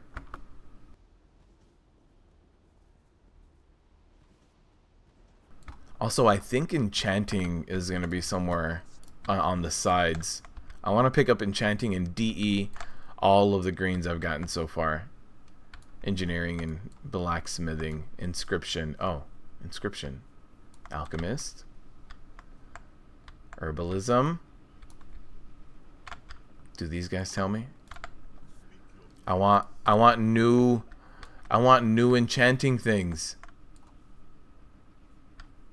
What the hell is that? What is this thing? Oh, it's a mushroom vendor, and he is a mushroom. Does that mean he's selling me his family? What the hell? Alright. Enchanting, tailoring, skinning, leatherworking. No. Show me enchanting. Does anyone know where the enchanting guy is in the beta? I can go back to Orgrimmar too.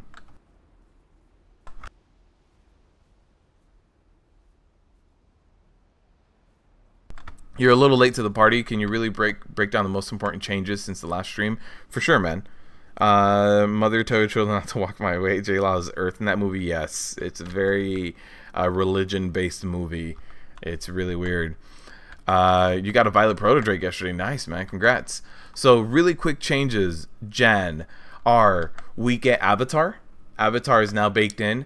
But since we got Avatar, they remove Recklessness or Battlecry, whatever you want to call it.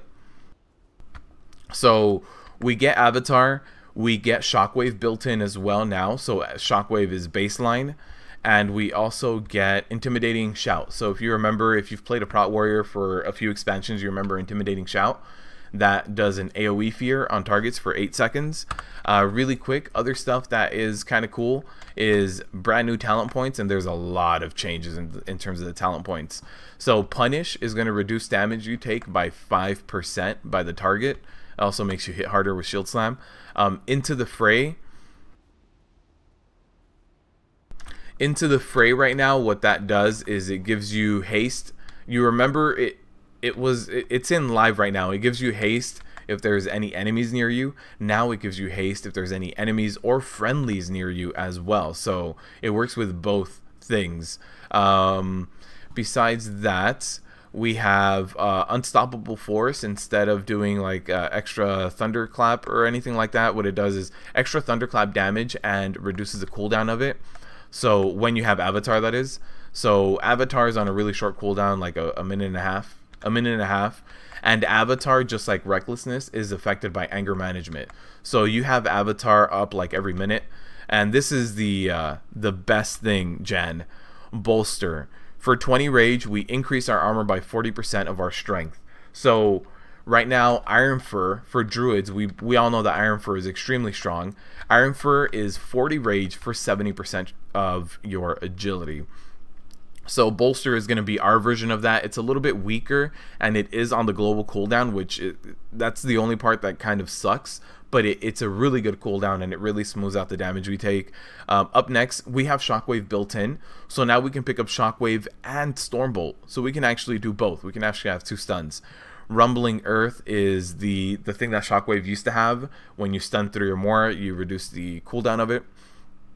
Menace increases the CC of your fear from 8 to 12 seconds. So this whole row is all about CC. Devastator, you already know. Vengeance is now between Revenge and Shield Block. Booming Voice is 40 rage and 15% increased damage. And then the last row, Jan, is the same. Anger Management, Heavy Repercussions, and Ravager. Nice, we're going to unlock World Quests.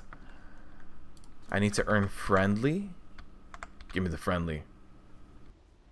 I believe to turn in this quest, I have to go downstairs with Garona. Yep. Okay, so I need to do what? Hit Friendly.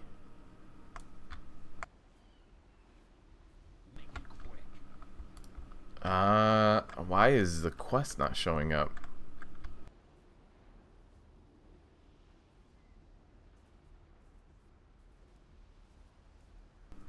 That's so weird. The quest that I just accepted for World Quest isn't actually showing up.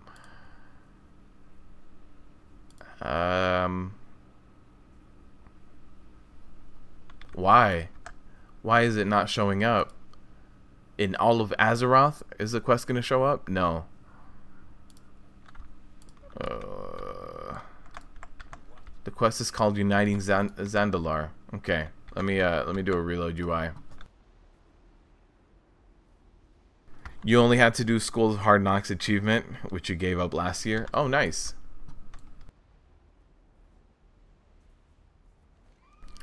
Yeah, the quest isn't showing up, but I can unlock World Quest if I hit Friendly with Zandalar, which I'm neutral right now. So there's that. Show as XP. Perfect. Garona is a Kingslayer, right? I don't know. I don't know too much lore about her. There's also this quest that I can't turn in over here. Thanks for the breakdown. Does Warriors now as tanky as with Ignore Pain? If you get everything lined up, yes. But with the global cooldown change, it's kind of hard to have perfect uptime on everything, you know? So with the global cooldown change, it's kind of hard to have Shield Block up with Bolster up all the time. Also, Shield Block just costs more rage now. Shield Block costs 40 rage. And that's been the case for all of the beta. So there's a few things that are kind of holding us back, but overall it's still positive changes this last time.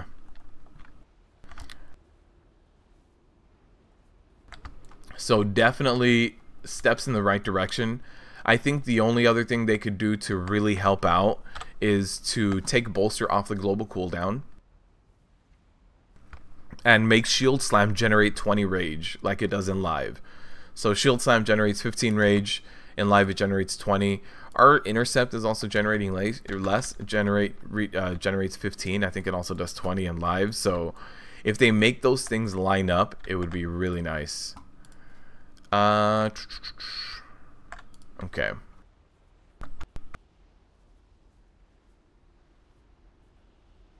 By the way, guys, I'm pairing up with another prot warrior here called Cromrock, and he actually streams on Twitch too. So if you guys ever want to see another prot warrior, like when I'm not live or anything, he's there. He's streaming.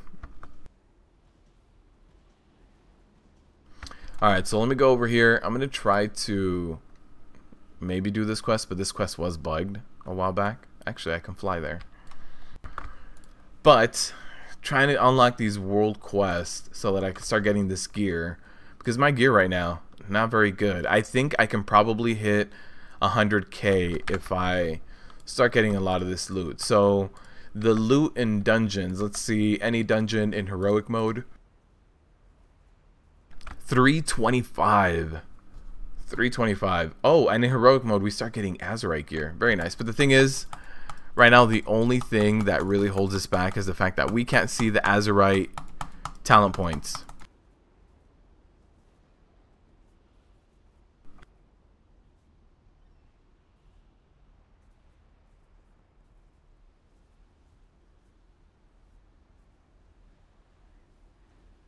You feel the global cooldown is making the game into a more strategic game?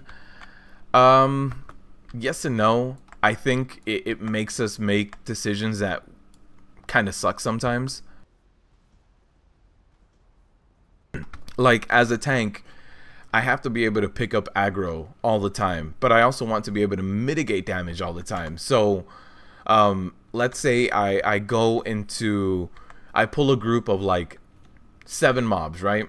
We're queued up for LFR, by the way. I mean, we're queued up for this group. So let's say I pull a group of 7 people. Once I pull that group of 7 people, I have to pick up AoE threat. And that doesn't just mean 1 thunderclap and I'm done. What that means is that I need to do a thunderclap, a revenge, maybe a shockwave. I need to spend about 3 or 4 global cooldowns into making these mobs engage onto me so that I can get all of them. Doesn't matter what my DPS is hitting, I have all of them on me. Thank you, Marwin Bjork, for the subscription. I appreciate it. So if I want everything to stick to me, I have to spend about 3 or 4 globals to make them stick to me. Also, at that exact moment, I need to be able to mitigate that damage. I have 7 mobs hitting me.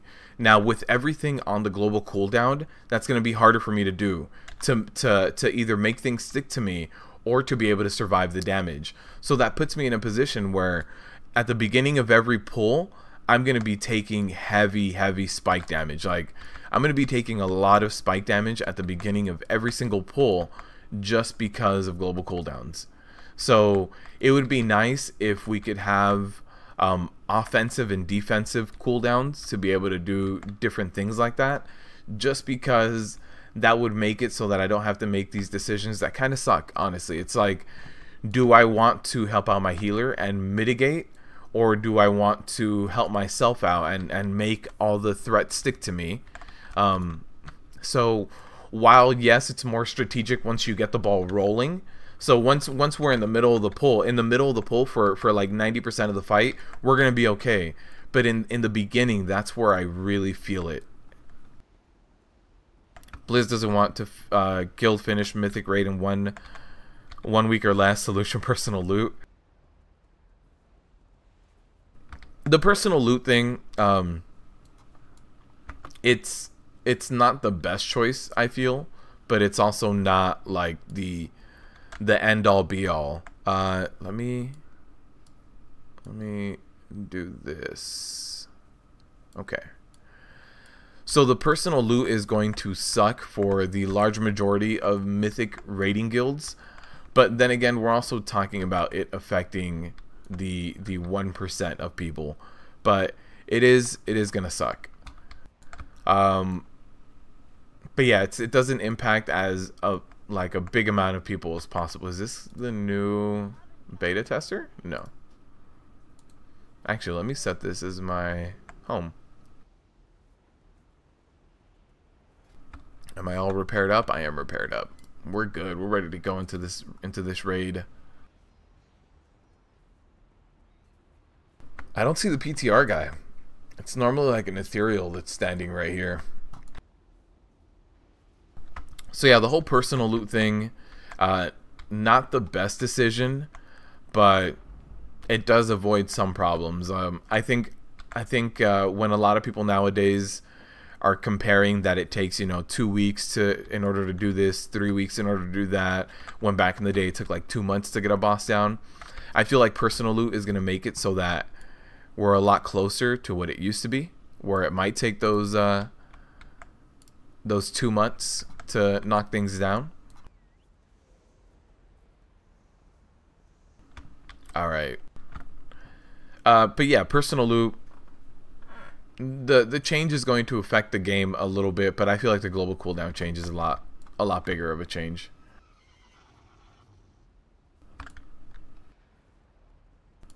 We have someone in our group called Soda Lock. Is that actually Soda? I don't think so, right? No, Soda's not on. Okay. Alright, so we're going to knock out Mother. So with Mother, we can't stack up. What else? No stacking. Defense grids are going to do a ton of damage. And round up the remnants of corruption and keep them from attacking your allies. So these little things. That would be too funny. If Soda was in here, that would be really interesting. Yeah, because he's called Soda Lock, and someone was like, "Hey, pick up Soda Lock." It's like, okay. Do we use the in-game voice chat? Oh, they want to use in-game voice chat. Let me see what that even looks like.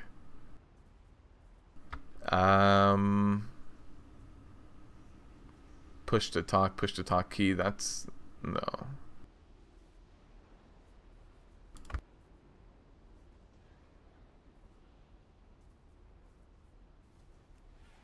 Okay. You have Discord. Okay, let me launch the Discord. Good thing is the Mythic raid race will extend. Many guilds want to jump in on the race. The Mythic race is going to extend a little bit, but not by a lot. So while personal loot is going to slow things down, not by as much as you might think. Is this it? It is it.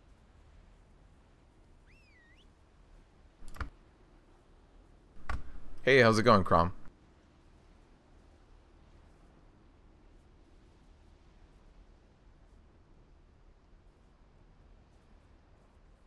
Yep, I'm good. I'm good to go. So even though it is going to slow things down, not by as much as you might think, because what can happen is some split rating. So what can happen is, let's say we're going to do, let's say I want to gear up my protection warrior. I'm in a Mythic raiding guild. I'm pushing. What's going to happen is we're going to bring in a bunch of warrior DPSers, a bunch of DK DPSers, and a bunch of holy paladins, as many as we can, so that we can get that plate to drop. All we want is plate to drop.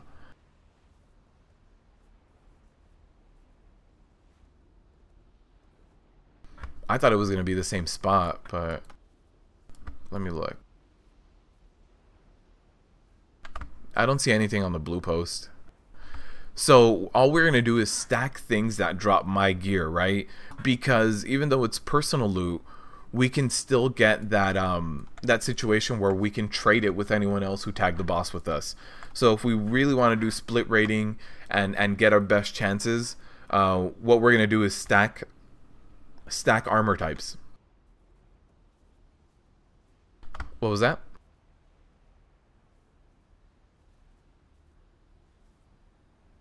I can't decide what DPS we want to play. What am I liking? For DPS, I like ranged. So I'm partial to that. I've never been a huge melee DPS fan. The only melee DPSer The only melee DPSer I really like is Unholy Death Knight. But besides like an Unholy DK, for me, most of the times for DPS, it's been range. So Mage, Boomkin. I haven't played too much Warlock, but DPSers, I'm not much for melee. So I think you're gonna have to go with what you like there. Right now, it looks like Warlocks are really broken and do a ton of damage. Well, soon we can see. We can both stream the same content if we want to run something for sure, man. But yeah, in terms of DPS, Griffin, I'm not a huge DPS person. I have, like in live right now, I have a Boomkin. I have a Mage that I just leveled up, and I really enjoy them. But in terms of melee, don't play too much. Oh, there he is. PTR guy. Greetings. Oh, 9 minutes, guys. 9 minutes.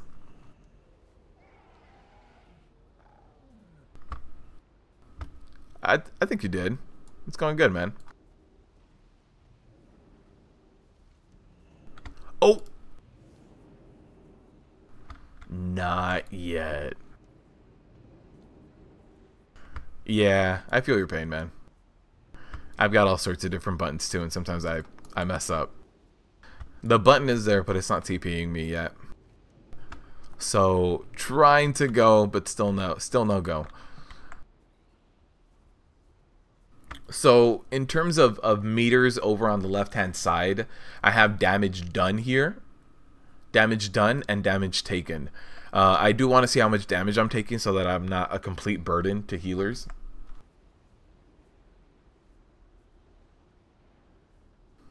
Range is easy.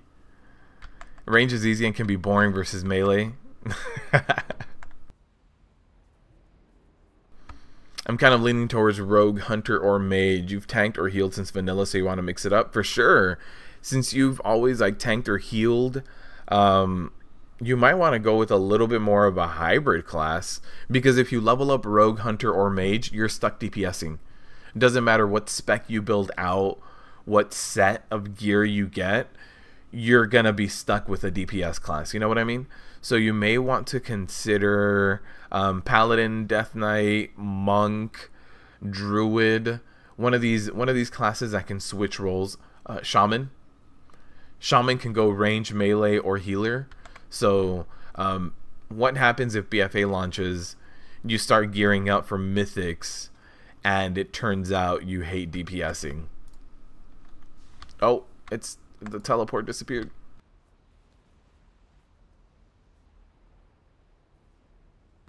So yeah, since you've always done healing or tanking, you might want to consider a little bit more of a hybrid class. Especially since they're bringing back utility. I'm waiting for like a Mark of the Wild and stuff like that to make a comeback, although I haven't seen Mark of the Wild. So maybe that one won't. But stuff like Battlecry, they brought back Hibernate for Druids. You might see some usage for that. But yeah, there's wait, there's someone here called Undead for Life. This is who I'm like. Who's this person? They're in the Valley of Strength. Then this person is amazing. They know how to play this game. Undead for Life. Range is easy in terms of avoiding dangers, especially in raids. Melee very close to tank and can get some of the tank debuffs and get one shot. Thinking Demon Hunter. Oh, nice. Yeah, Demon Hunter tanking is also really fun, Griffin. Even in the beta right now with the slowdown of global cooldowns, it's very much like you always have something to do. There's always more you could be doing with your Demon Hunter. So Demon Hunter would be a really good one too. And Epic in terms of damage with melee and with range, I think it both has its positives and its negatives, right? When we talk about going into raids, a lot of times ranged have to do things that melee don't. So a lot of times melee get to stick to bosses, and then range get to have to deal with the ads or with the new spawns that spawn in the corner somewhere, something like that. So ranged a lot of the times does have extra responsibilities in raids. If they take bolster off of the global cooldown, I'd be really happy with that. Or if they up the amount of rage that our shield slam or intercept does, like it does in live. In live, I think it's 20 rage. So either one of those two changes would make us feel really good. Off of the global cooldown bolster or increased rage generation. Maybe even decreasing the rage of shield block too, because it's up to 40 rage. But yeah, in terms of melee and range, different responsibilities. Yeah, you intercept and you shield slam. That's 30 rage. You still can't do a shield block. You need about 4 globals to get a shield block up. You're afraid if a hybrid you'll just end up tanking. That's true.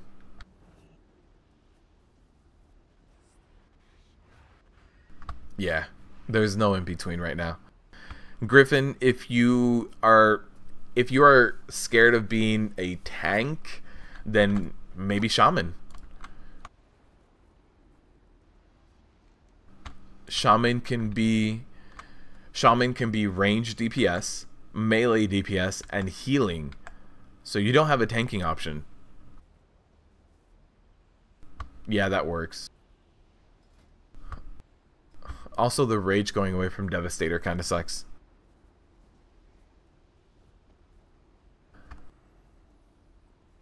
Should I go with Into the Fray? Oh, the tanks can't stack on this boss fight. Not useful. Raid testing, not yet. 3 minutes, guys. 3 minutes. You have more movements. You don't know. You feel more comfy as a range. Me too. I feel a lot more comfortable as a range. So I feel you on that one. Absolutely, I feel a lot better as a range class. As a melee, you know, I think the big thing with me as a melee is when you have a tank. Like I pug a lot, right? You know, we live the pug life, and as a melee DPSer, trying to chase a tank doing a ton of kiting, or a tank that doesn't know how to position stuff well and to just kind of leave it there, melee can lead to a loss of DPS, and a lot of times you have to chase things down and always be running behind someone and like, I'm gonna get you, and it doesn't always work out for you. So that kind of sucks. And as range, you don't have that problem. You just get within like 20 yards and you have a 20 yard discrepancy where you can do DPS on, where you don't have to worry about whatever tank you have moving things around and a loss in DPS because you didn't notice that things were moving or they moved too fast for you to keep up. So yeah, definitely I prefer ranged. But if you roll a shaman, you don't have the option for tank, but you still have the option of flexibility of being all three things: ranged, melee, or healing. All right, guys, 1 minute raid testing. There's tons of people in Uldir. Do we need to put it back on normal? What is it set to right now? Oh, it's set to heroic. Let's set it to normal. Let's see. Oh, I can't. I'm not the party leader. Oh, they walked there. A lot of people walked over to Uldir. Got it. Yeah, the Uldir raid entrance is here in Nazmir. So we have the new areas, right? Koltiras, Zandalar. So jump into Nazmir. The maps take a little bit to load up. It's going to be right here. The Altar of Rot. Here's where Uldir is. Uldir and Under Rot, actually. The dungeon and the raid. They're both right here. And there's actually a glitch right now where you can go behind the dungeon portal, and there's a little area, a little cave you can go into. Not much else there.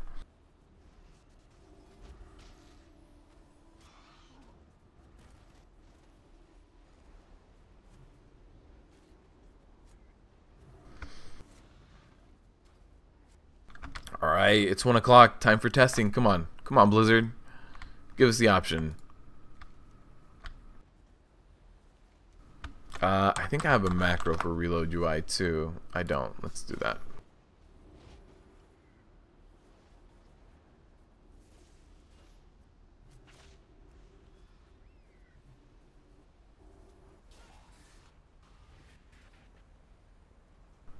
Are you gonna lean more towards PvP and BfA, or like balance in PvE and PvE? And oh, in terms of content, I'm gonna have both. I'm gonna do raid guides. I'm gonna do dungeon guides. So they said reload, that people just were able to walk in.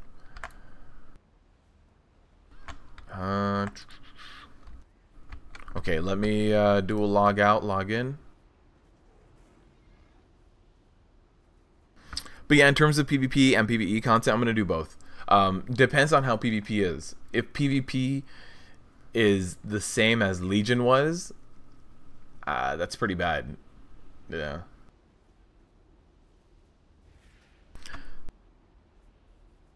So yeah, if PvP is just as broken, probably won't be doing much PvP content. But when I level up, I want to do it PvP. I want to try out the PvP, but we'll see. Oh, there it is. So I think someone in our group was able to get in. Make sure you have selected the difficulty you want to test. Are we still on heroic? We are. Hey Crom, if we set it to normal, do you think maybe we can get in? What do I think about the Oh.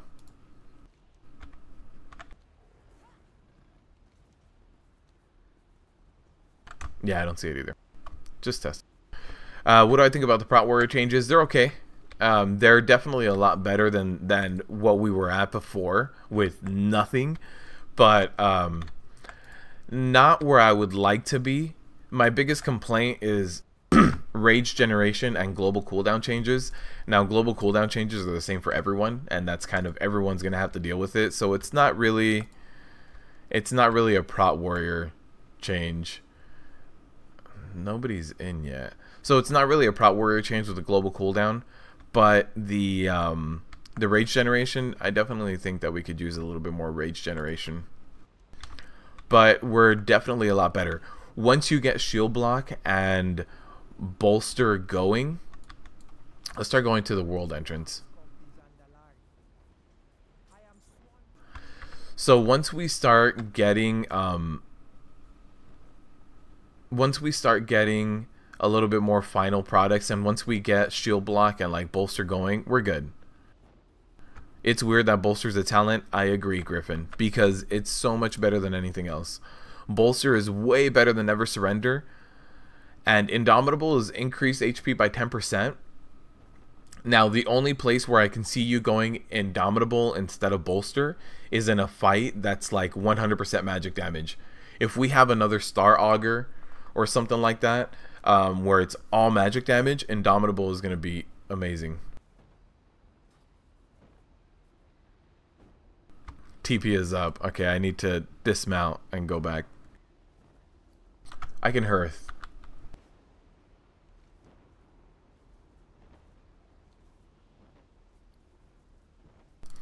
But yeah, bolster is weird as a talent. I think it should be baked in. But that's just me. Let's hearth back and jump in here. Start pulling mother.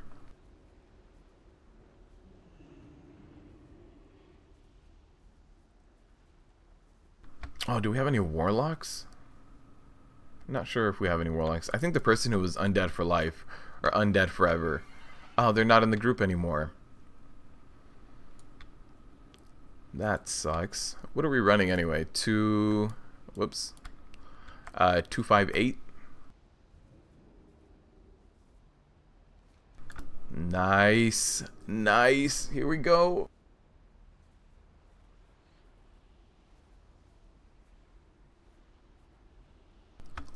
Someone said that they're stuck in a room. Lua errors. Yeah, Lua errors happen.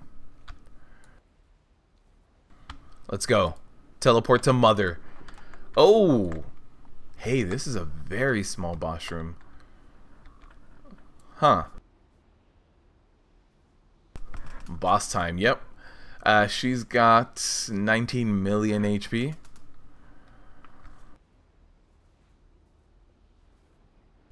So Crom, just like the last boss fight, I think this is a frontal cleave, so we're gonna taunt off of each other, but rotate into the tanking position and not stack. Let's see what he's running.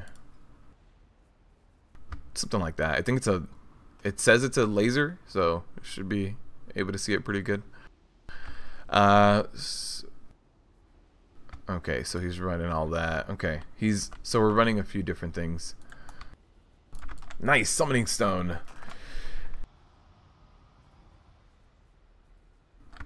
Oh, that makes sense. They said we're gonna be moving through the rooms, and that makes sense. The defense grid. It makes me think that Warrior's missing a skill that'll be baseline mitigation. I hope so. Have I done Mythic Nighthold? It's very heavy with mechanics. I have not done Mythic Nighthold, no. I'm sorry. I've pulled a few bosses in Mythic Nighthold. Haven't killed any. I think I got... the closest one I had was Crosis down to like... I don't know, maybe like 30%. 20-30%. And it wasn't like we ran out of bridge. It's just deaths. And, you know, ads overrunning and stuff. Let's try just doing 1 first, but then we're probably gonna have to move over to 2, maybe even 3. I don't know how long the debuff actually lasts. Does it say?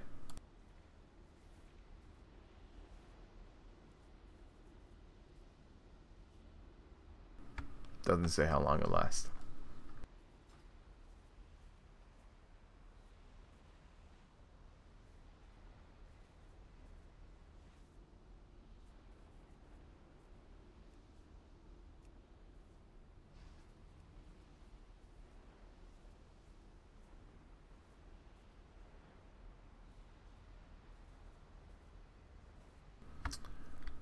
They want to move up against the wall where your gateway is. Oh, okay, I see.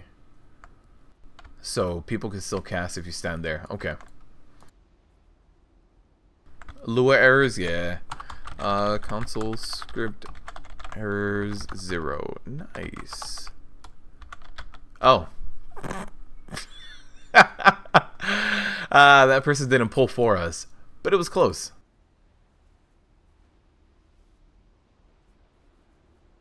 Let me make one for Lua errors.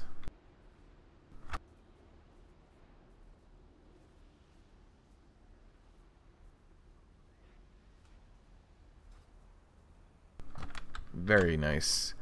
That boss animation, no? Since BC, yeah. Alright. We've got one person missing. Everybody else is here. Let me get my buff food. Although buff food isn't scaling, is it? Oh, this is scaling. Very nice. So they're scaling our gear up? Yeah, I have 100,000 HP. What is Crom rocking? Crom's rocking 93k. I got you beat, man. Haste. Why are people still TPing over? It's the same guy. Same guy TP'd over.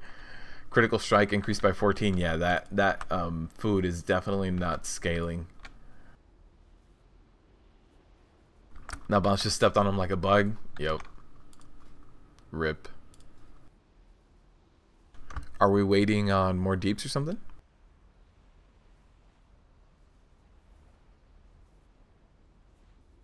We can try to get a few pulls in.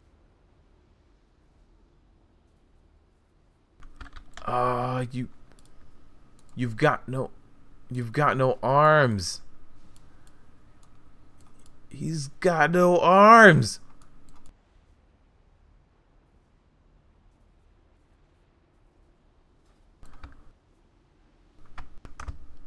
Crom, why don't you go? Crom, why don't you go first? I'll taunt off of you. See how many stacks we're gonna be doing after that. All right, Crom's gonna go first. Man, all right, new boss fight. Let's do this. So I'm gonna save up my rage as best as I can, and once I rotate in. Oh yeah, we have no pull timers. I was like, why is he counting out loud? He's not an arms warrior. I see what you did there. I pulled a little bit of threat. Okay, so there's the Sundering Scalpel, and there's the debuff. I taunted off.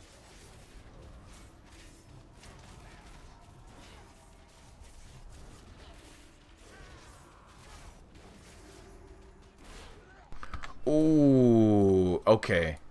All right, so we need to tank right here up against this left-hand side. The winds bump us down. Got it. All right, so let me. Does he have a debuff on him? He does not. Okay.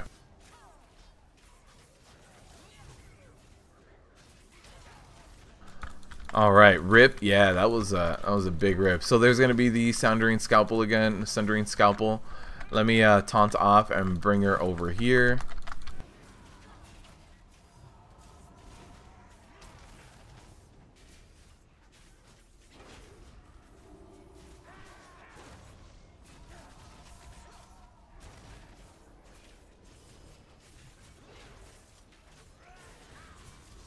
So preparing for that Sundering Scalpel by popping Spell Reflect and having my uptime on bolster. So we do have one Remnant of Corruption there as well. Hey Crom, do you still have a stack of the debuff? Perfect. Alright, so I'm going to taunt off right after this.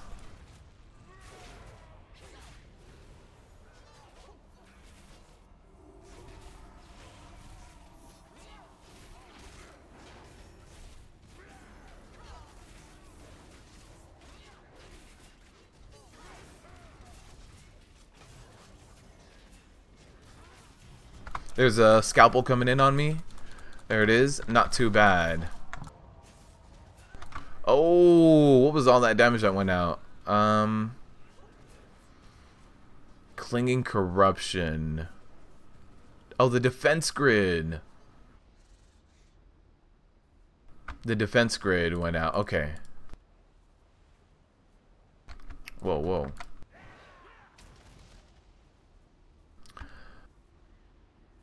Yeah, the grid hits for about 20k, so it's not an actual wall. Okay, that makes sense. Yeah, one of us needs to, the off tank needs to cross over when we see the blood and grab it. Do we want to send, so we want to kill the blood in the other grid, or we don't want to pull the blood over to our area, right? What we learned, don't step on fire. Yeah.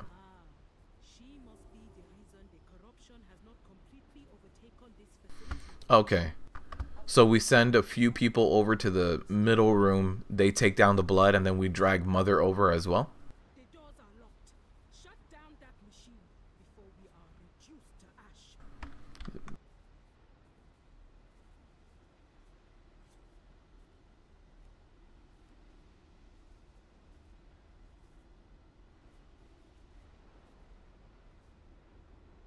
Okay.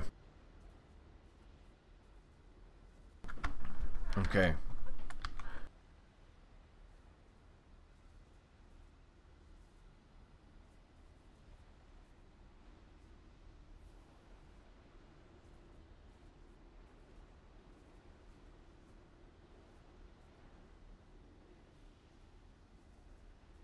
All right, so we're gonna test it out. One of us is gonna run through. So, Crom, you'll tank first, and last time the ad spawned without us having to run through. So I don't think I need to run through to spawn it. So as soon as we see the ad spawn, whoever's off tanking can go pick it up. Oh, we need a prayer fortitude.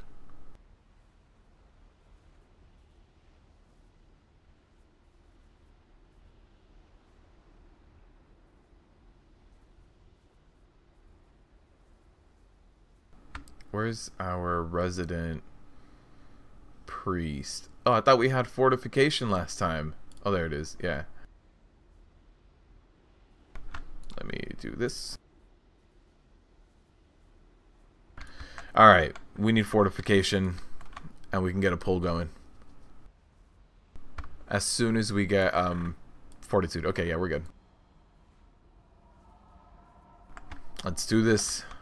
Get another pull.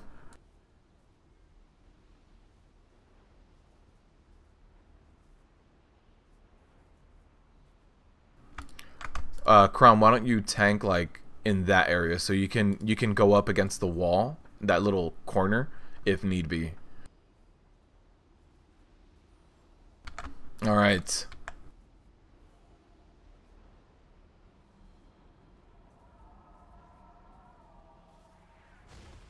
All right, I'm gonna let him generate rage, generate aggro first. Okay, let's run in. There's the scalpel going out. Okay, let me taunt off.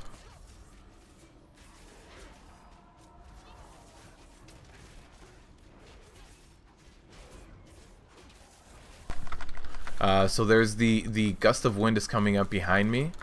There it is.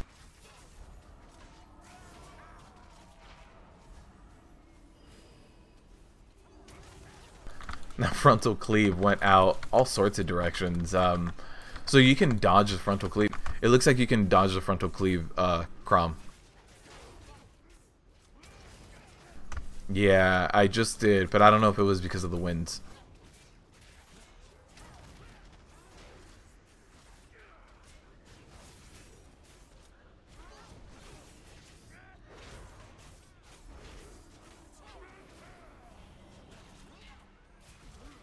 Alright, so let's stay right here so that she doesn't bump us all over the place. A lot of people went through the defense grid and took that damage. So let me see if I can actually completely sidestep the scalpel. Yeah, look at this.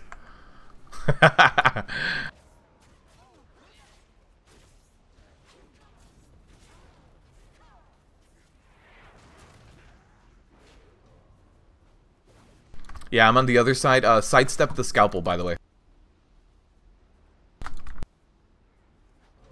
We need a healer over here.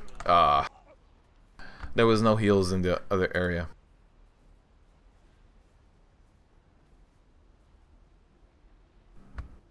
Yeah, so we can definitely one tank the mother, and then the other tank just goes and deals with the orbs. That makes it a lot easier.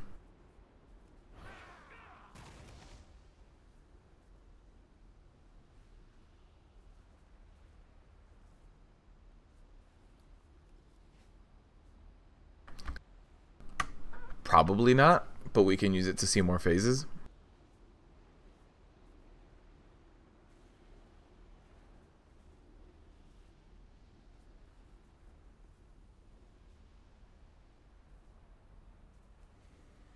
Rip, yeah. Sidestepping the scalpel, I don't think it's intentional.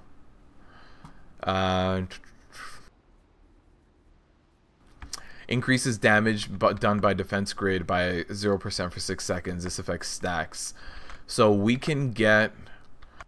So every time we go through the defense grid, we get a 6-second 6-second debuff that is going to stop people from really doing that too many times. So with the defense grid, we can actually get one healer to pass through immediately as soon as we pull. And then after those 6 seconds... the other tank can go through, and then we can get a DPS every 6 seconds. So it'll take us a total of like 24 seconds to get 4 people through. So we can actually just start preparing for that phase and get a group going on the second area. Take a couple DPS too? Yeah, we're going to.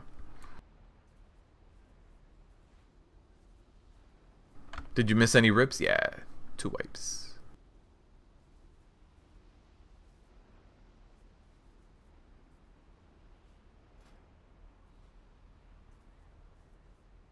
I don't know how much the debuff increases the defense grid damage. It says 0% in the journal. But if it does anything substantial, the 4th take might just be a one-shot.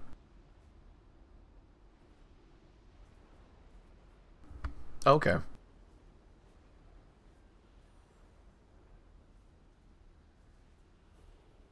So why don't we get a different group going for that? I can hop over to the other area. Or Crom, do you want to?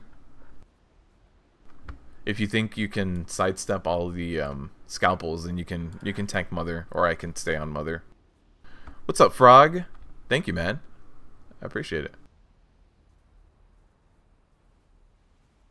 Okay, So you'll stay out here. And does any healer want to volunteer for stepping into the next zone?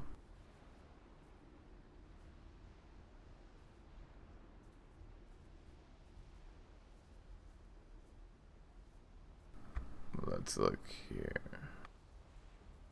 No, it causes LOS issues. So why don't we go with, yeah, Blaze, you can go over, and then in terms of DPS, why don't we take some of the melee? Paxist, Gray. Yeah, just Paxist and Gray. We'll take 2 DPS over.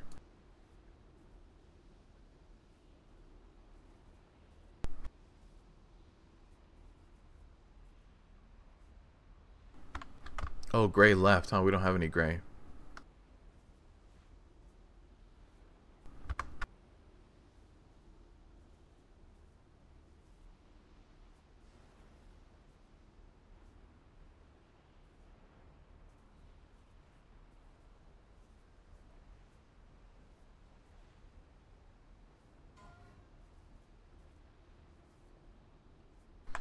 We're missing... Yeah, we're missing 1 DPSer. Frog, I appreciate the kind words, my friend. More good things coming. I've got some more. I've got like a prot warrior analysis video coming up. I've got one about Legion as well, but definitely trying to do more of a half and half.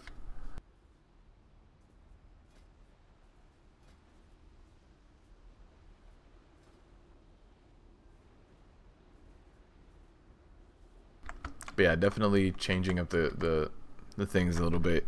Is the damage done still set to the 5-man? No. Damage done is set to current segment, and this is just like the last pull. So damage done, we had a rogue that was killing it, and I think they left. Looking at the chat, and actually no, it doesn't say that they left any time like recently.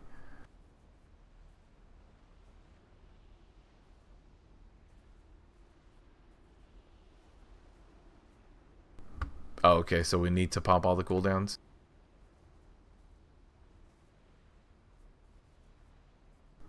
Okay.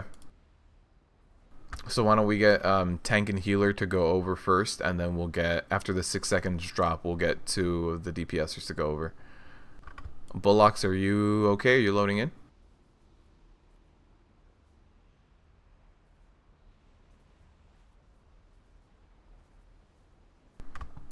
Tanks do.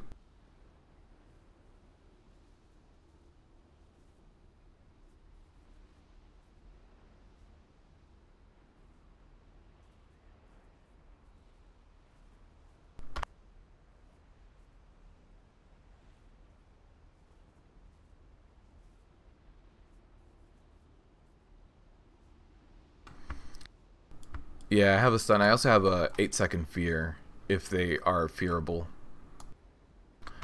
I think that's still your 5-man. Was my old monk earlier? Okay, I'll reset. All right, so just reset.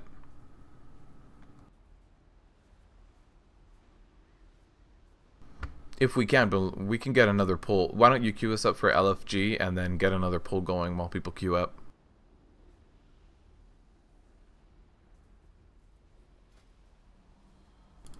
Can I start the group? I cannot.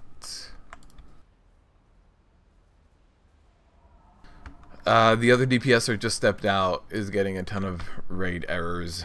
When the stat squish and global cooldowns hit, change live on Taurus is gonna suck. Yes, nerds. Global cooldown change is gonna make Antaurus be terrible. All right, let's do a pull. I'll go across instantly, and then we've got 1 healer, 2 DPSers. Okay. I'm gonna let him pick up threat, pick up aggro. All right, let me head over to start incurring that change. So here's the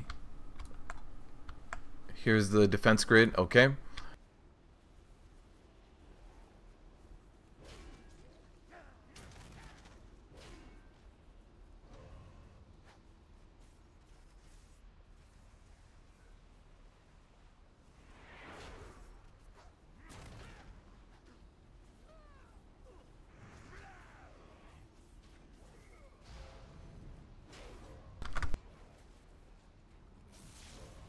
We need the healer over here on the defense grid area.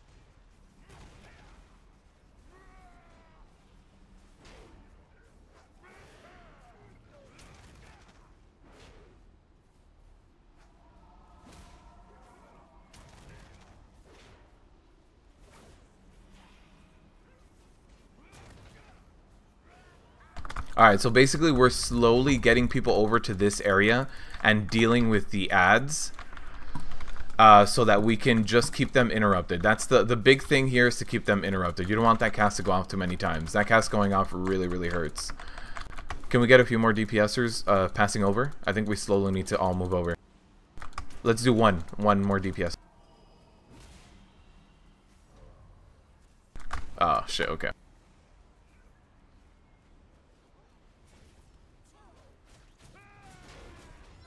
I just went back and it seems okay, but yeah.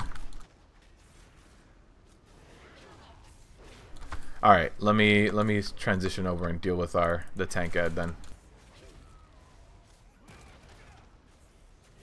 Alright, so I need to go back over. It's gonna cause damage again.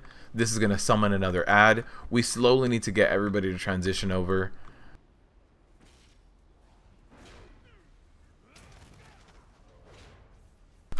So basically we get a 6-second cooldown where we can't really get other people in here. There it is, we just got another DPSer. And we're going to get more and more interrupts, so we can technically deal with more and more ads as time goes on. So there it is, dealing with wind. Right now, let me knock this out.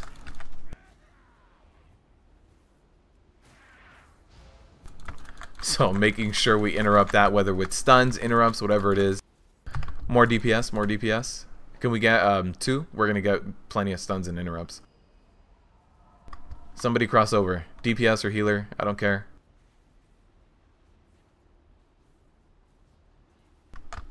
Alright, one more. Soda Lock, can you cross over? Or yeah, there it is. We're getting a healer. We're good, we're good.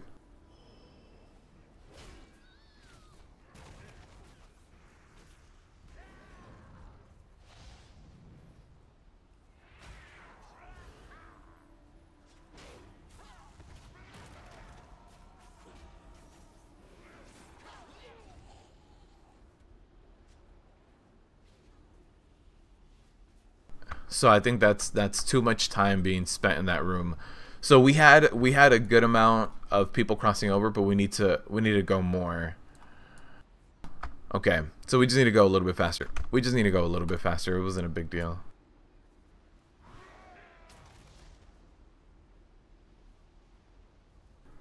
Damage meter is broken in raid. Yeah. Overall. Yeah, it's not working for raids. Oh, there it is. I just need to...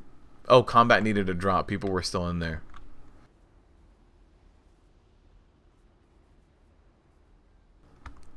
Unless this is different people? No, this is the DPS. So it doesn't update. It sucks at updating live. But at least we got some damage meters. Damage taken. Okay.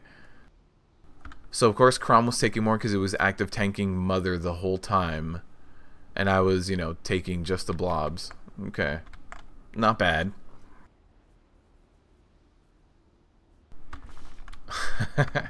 Oh. What? We're getting raid ads?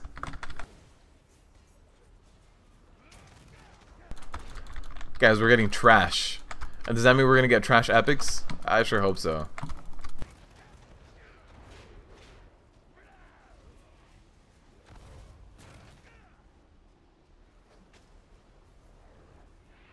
Why are we getting trash? This is not the boss testing we were promised, Ian.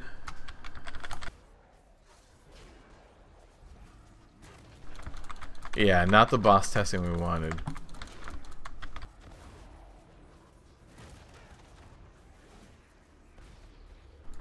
Okay. Nope.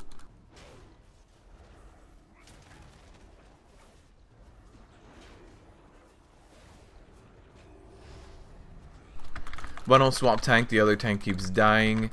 That one, this last attempt, if you guys saw the other room that we were in, was full of fire. So I think, oh, there it is. Perfect. So you see this room, it's full of fire. So we basically did it too slow, and the boss room completely just lit on fire and kills everybody. Okay, they're gonna reset it again. That's fine. Uh-oh, somebody ran in. Oh no, they did the fence grid. Uh-oh. Okay, now it reset. Alright. So that reset properly now. That's the trash supposed to come out before the boss shows up? Yep. You guys got to see it here first. The trash before the boss. You guys want to know what the trash looks like?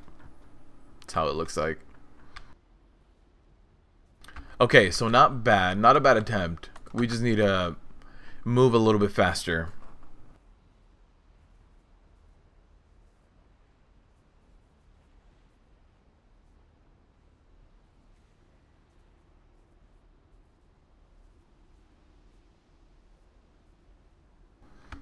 So if we move like 3 or 4 people across at the exact same time, we're basically gonna get one shot on that like 4th one.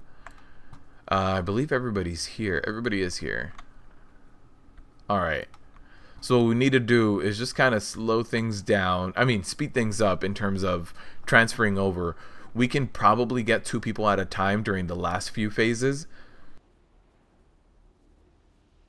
But in the beginning, 1 person at a time, 1 ad at a time is going to be really cool.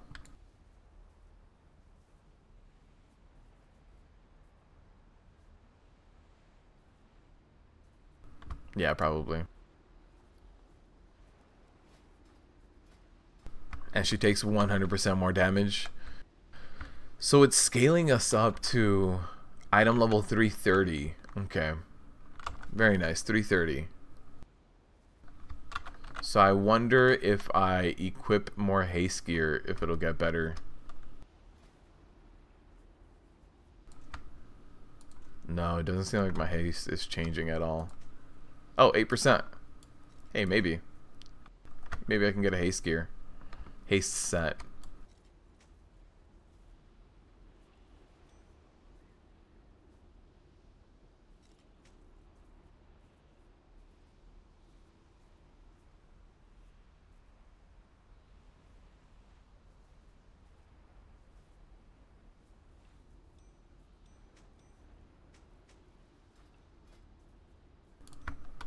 That haste is now at 14% and it's scaling up. Perfect.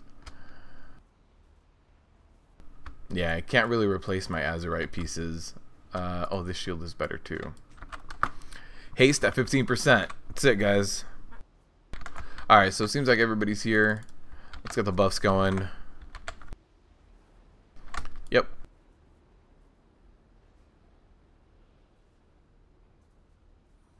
So I'm gonna jump over as soon as possible. So let's go here. Let me generate a little bit of rage. Generate a little bit of rage, and let me hop over. Just to start getting the ball rolling, right?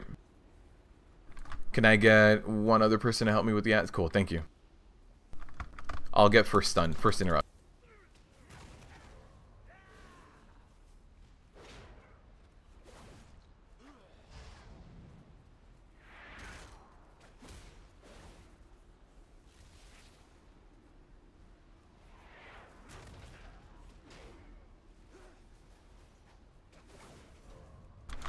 Okay, so maybe we can get another interrupt on this. Oh, I got it. I got next interrupt on the ad. Perfect. We got another one. I got the new ad.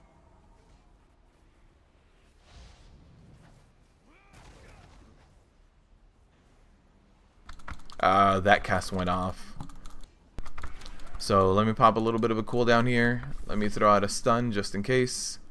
Perfect.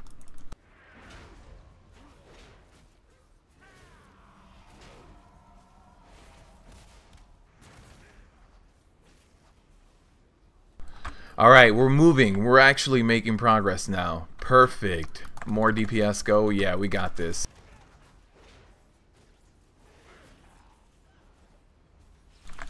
Alright, that DK is on it, man. Can we get another 2 people?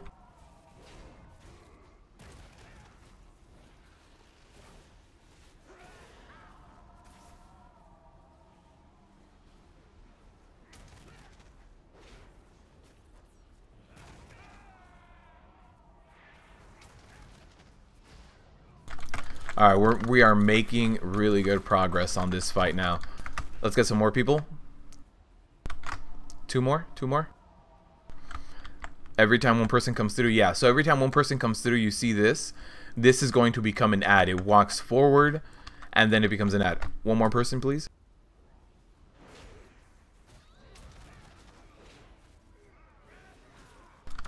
So now at this point, we're nuking stuff. So at this point, we don't even need the interrupts. Like, things are just instantly dying. So at this point, we can just start getting more and more people. We need more people over here.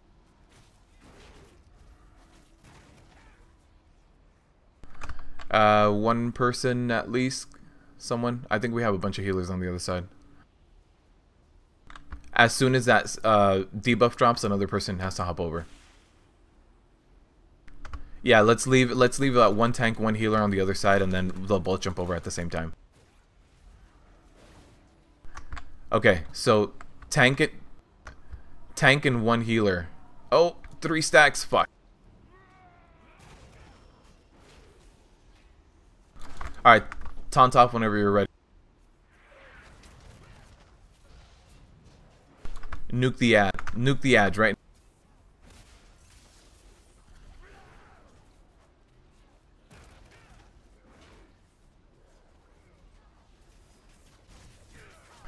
Alright. Yep. I'm gonna go over, and then the DK that normally comes with me come in after 6 seconds. Alright, we're moving, guys. We're gonna get to phase 3.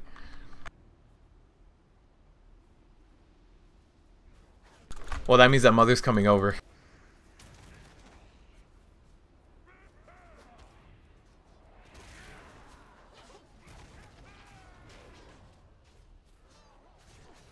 Oh, we got the purple stuff, guys.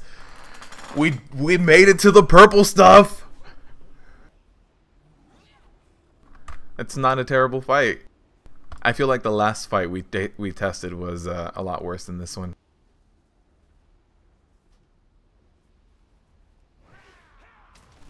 Well, we're gonna hit twice as hard in that last room, so we'll be able to burn her down pretty quick.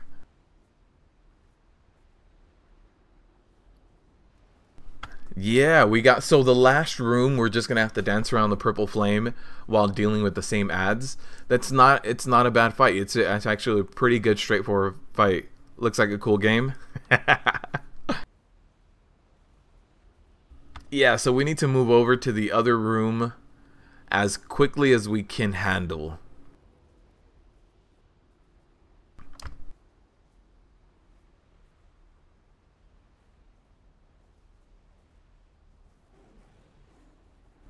Well, did you get hit by the scalpel crawl?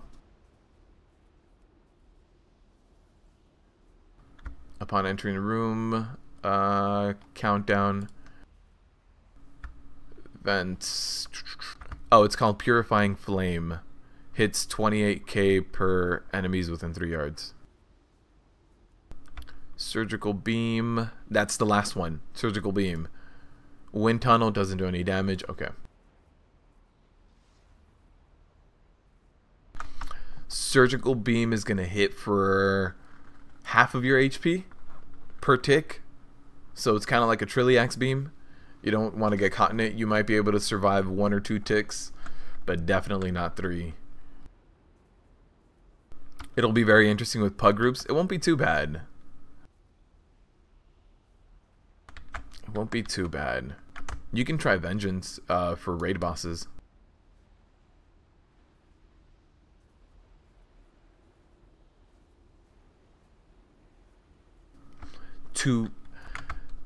Two prot warriors.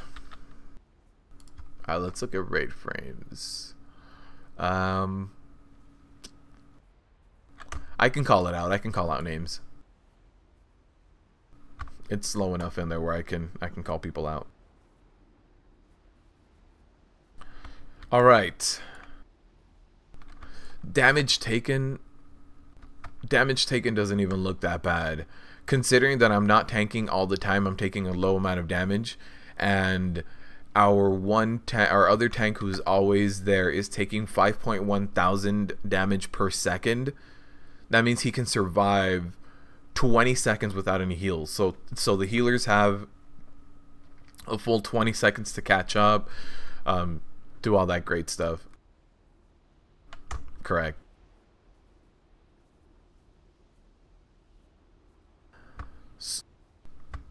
So the last healer that should stay in is Asp the Paladin. So it can just be a Paladin healing and the tank. So everybody else besides Asp and Crom will jump over. Oh, okay. Yeah, so you're gonna move with the boss, Asp. So if the boss moves over, then you move over, but you're gonna stay in the same room as the boss. Alright, all we need is, and can we get a fort, and then we're good to go?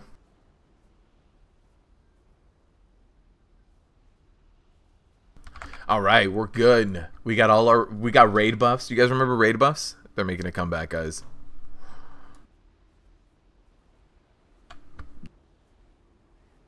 Just dance.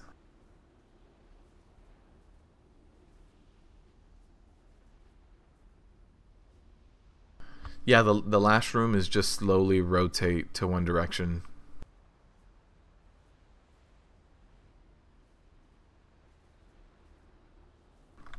Okay.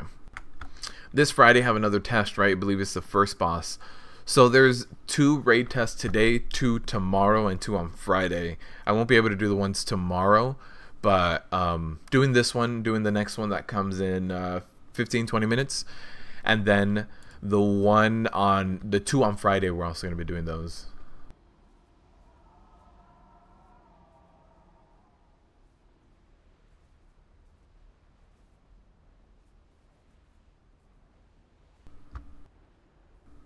We can't go to the last room immediately because of the damage that goes out, but we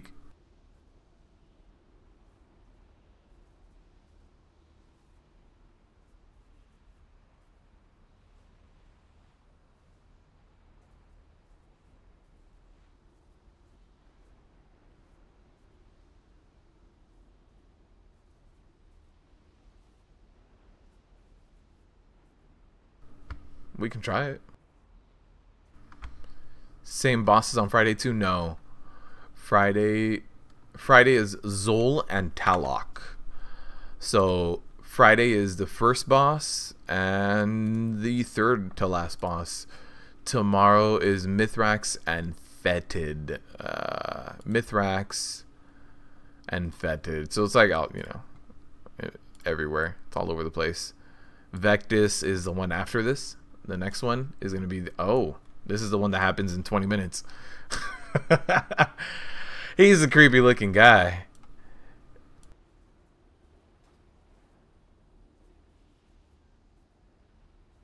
Let's try it one more time like this, and then we can try the Soulstone strategy after. World 4th.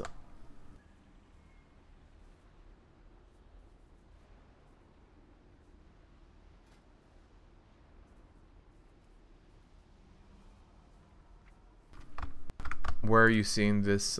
It says that we have 3 minutes.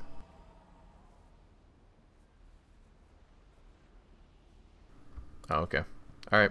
Let's do it.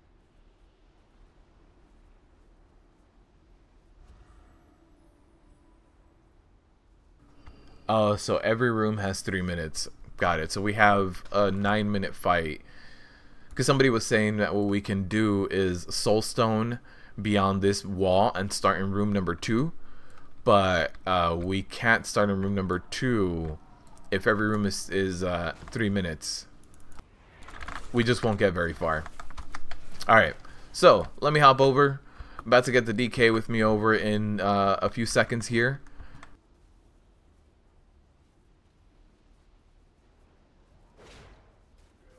I'll get first interrupt.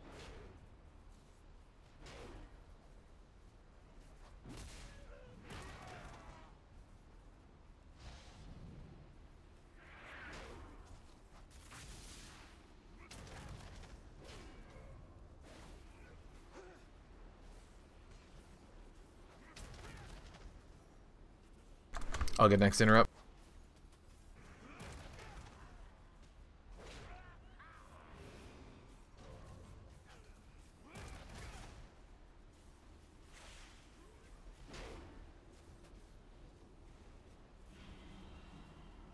Can we get one more DPS coming over?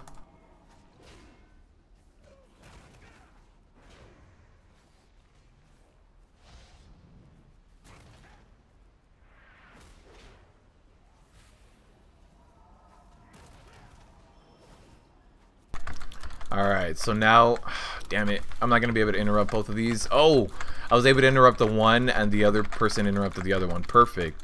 I can interrupt that one. Nice. We got no cast off. Someone else come over. One person, please. Hunter, Max. Alright, that's it. That's it. We got a double stack. You want to avoid those double stacks. It's just, it feels like it's a big waste of mana. Unless your healers are really geared and have a ton of mana, it just feels like a waste of mana. And let me do a nice little AoE stun there. One, Max, can you come over? Tank's dead. Fuck. We lost the tank. Do you want to switch positions? Or we can try the Soulstone strategy. We've got another 10 minutes.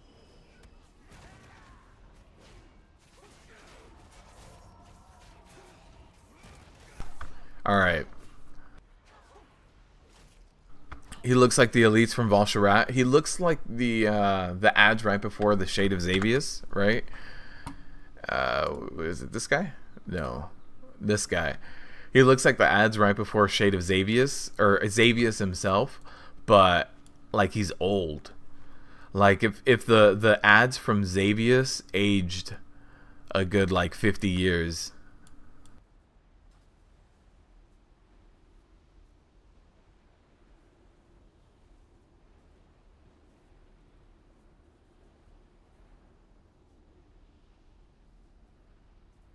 No, it still does damage.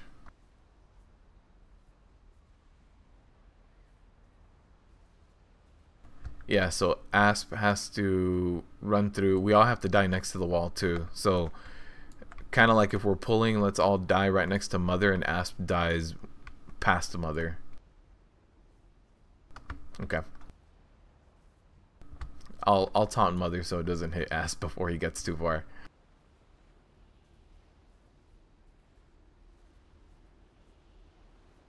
Well, one tank has to reset, right? One tank has to release. Okay. All right. Ready to run through, everybody? Right.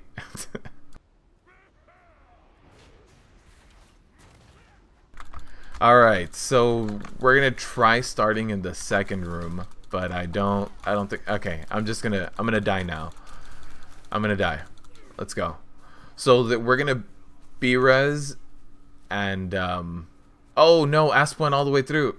Asp went to the third room. I don't think we were supposed to go that far. Alright. So we're gonna get a mass res. We got some people that released. Uh-oh. Because I think the boss takes extra damage in the last room, so we can try it this way. I don't know if we're all going to make it. We got another 10 minutes left. There's a mash res. Nice. Very nice. But we're not going to be able to pull the boss. Actually, we can send a pet over to pull the boss. Vectus has a face like he hides cameras and... Look a little creepy. We can actually pull the boss with a pet. Right? I think I saw pets kind of going through walls and shit. So if we get a pet to go over and then come back, we can get the boss. But then Yeah, they're gonna spawn ads and get debuffs.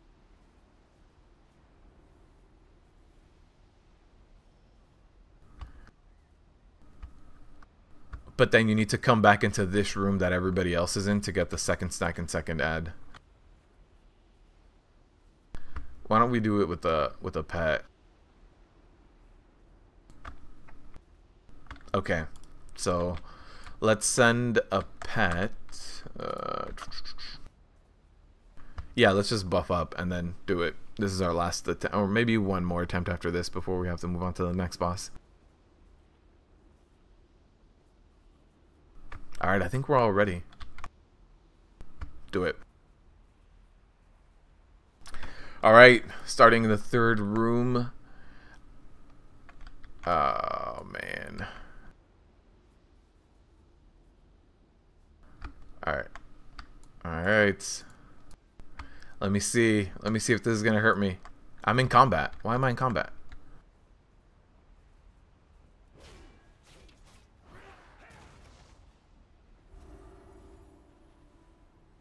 Alright, Crom, I'll stay on the boss first.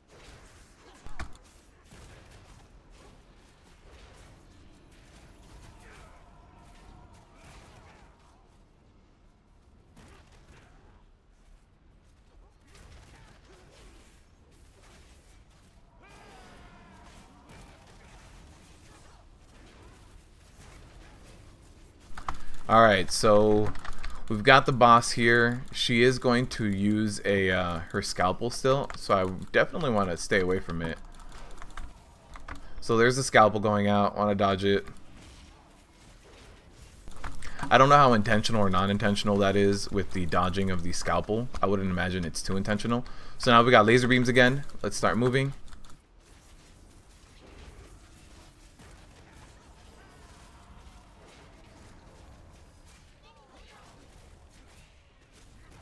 We got the scalpel. Let me dodge that. Okay, perfect. We're gonna get another ad.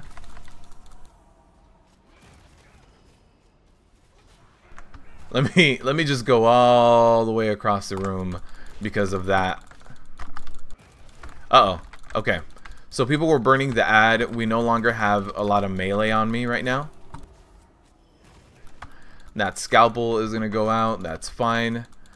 I mean, we're pushing a lot faster too.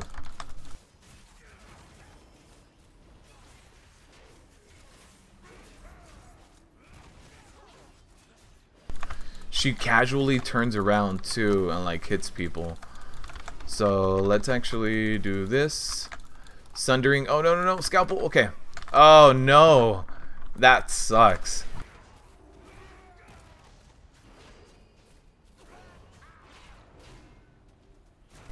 Okay, so that really hurt trying to deal with the wind and the laser beams all at once. We're actually pushing her really, really fast too. She's down to almost half right now. In terms of damage taken, I am taking a decent amount of damage, but it doesn't seem like it's going to be way too much to be able to survive. Like, this seems very manageable. Wind is coming out right now, and I think it's coming out the other way. Oh no, I was trying to move past over this edge. Didn't work out for me.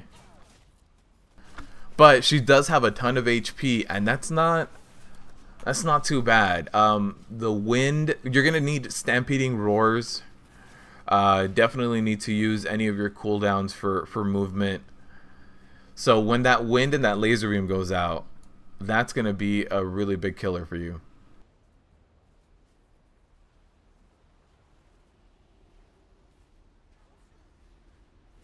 Oh, and there's a fire. There's a 3-minute timer. All damage taken increased by 100%. Nice.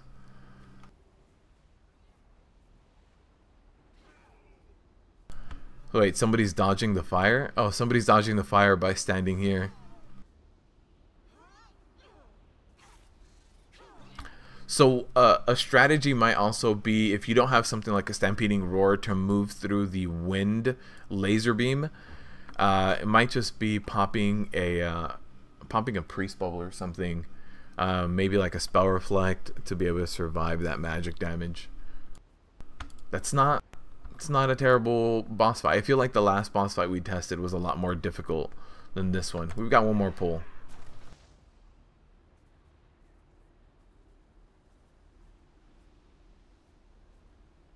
Yeah, if we get a soulstone up.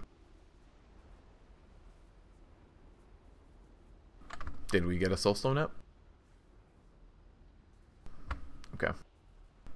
We're just gonna be taking a ton of damage. Let's go. Go.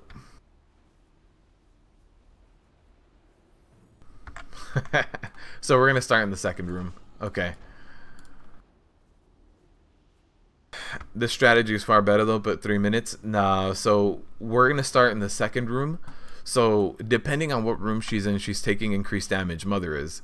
So in the second room, she's gonna take increased damage. Third room, 100%. I think this one's probably 50%. So since we want to be able to push her a little bit faster, we got down to half HP too. So if we start in the second room and slowly move to the third room, excuse me, I think we're gonna be fine.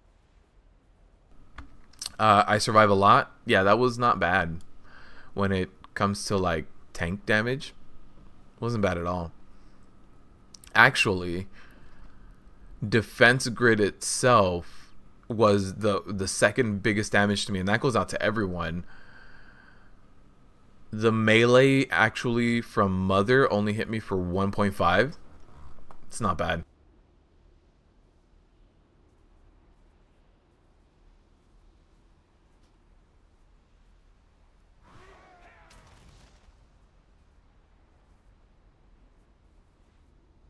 We have 3 minutes just pull. I agree. All we have is 3 minutes left on this testing, at least. Good pull. That was actually a good one. It really was. We got her down to like 50%. We've seen every room and what it does, right? First room has winds and like fire on the edges. Second room does the same thing, except you actually have to deal with the adds. Third room does that, adds fire on the edges, and you have the laser beams. So every phase, every room adds something different.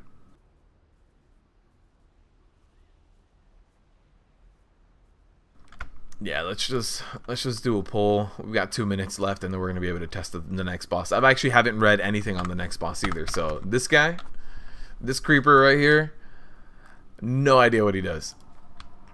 Crom, do you want me to tank Mother and you cross over?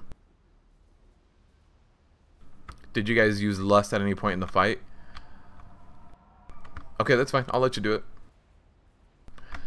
I think we did use Lust in the last pull. I don't think I can look at buffs. Buff uptime. I don't know. Damage done. Damage taken. Okay. Yeah, I'm pretty sure we used Lust. But since we died and the boss reset, Lust reset, so let me go over here. Now I've got a decent amount of rage to be able to cross over. As soon as the debuff goes away, the other DK is going to join me, so he should be joining me very soon.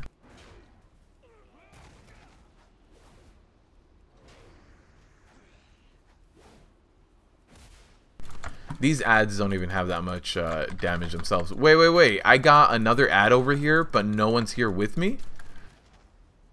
Oh, now we got 3 debuffs. This is not.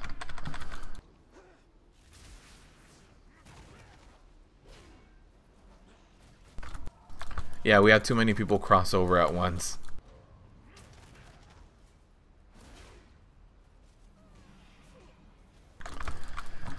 This time it was just too much. It was very uncoordinated.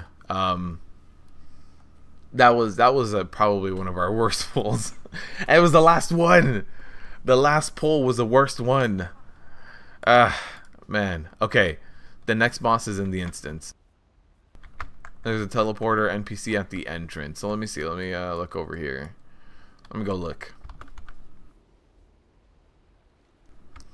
Teleport to the entrance. And nice. The blood elemental. Yeah, the next boss is in. You can use the portal in the back. Hey, he doesn't look like his model. Look, he's got a different face. This isn't him. This is two different people. You thought I wouldn't notice, Ian? You giving me his, like, brother or something? Ian, come on. Alright, make sure you're close to desirable hosts for Omega Vector targets. What? What? Kill plague amalgams quickly to prevent excessive heal absorbs by immuno. So we need to kill ads, or else we're going to get heal absorbs. Avoid the area damage from targets affected. And communicate with your allies to control each jump of Omega. Okay, we're going to... it takes root in the player. On expiration, jumps to the closest ally and apply... I think somebody just died outside. Did you guys hear that? Now he looks like he eats one in the dressing room. Communicate and a stack of lingering infection to its former host. So lingering infection cannot be removed and does not have a duration. Making it more... Wow, okay. So people get infected. The infection jumps from person to person. So people get infected with a vector. It jumps. When it jumps, it deals increased damage.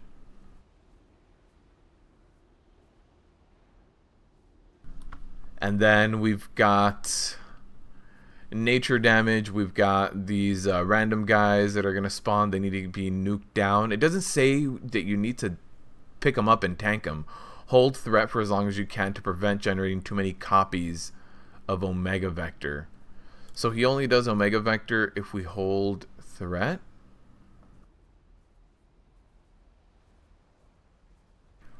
Hold threat for as long as you can to prevent generating too many copies of Omega Vector. So whenever we swap, make sure you're close to targets when... Guys, this is going to be a botanist fight. Ads, things bouncing between people. RNGs just struck someone down outside because they didn't respect the bonus roll. I think they're installing a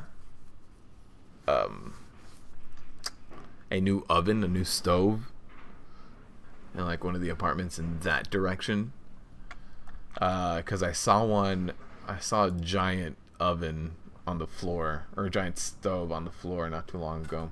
And they might just be grabbing it right now and hitting it with hammers and throwing it down the stairs. I mean, that just sounds like par for the course.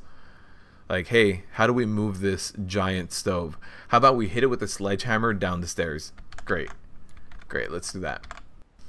So it looks like we need to nuke down all the ads that he spawns as quickly as we can. And the tanks need to swap as like the least as possible, because every time the tanks swap, we get an infection that goes out. And then the infection leaves a permanent debuff. And it jumps to someone else. So we want the least amount of AoE damage going out as possible. So long as it's not hitting cameras. I can't hear anyone on Discord. Is anyone even here? Everyone's there. Nobody's talking on Discord anymore.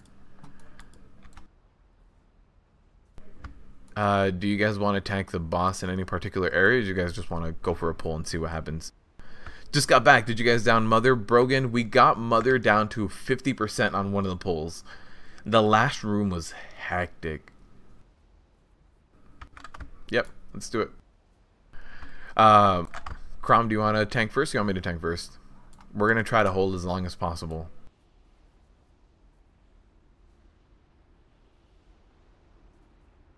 Okay. On your pull then. Alright, so we're going to try to hold for as long as possible so that the infections don't... I don't know what debuff goes out though. So Crom is going to tank first. Popping Avatar before he jumps in, you know, generating a little bit of extra rage. Oh, I see one debuff on him. Oh, he's got the pathogen. Give me the pathogen. Contagion. There's the Gestate. Where's the ads?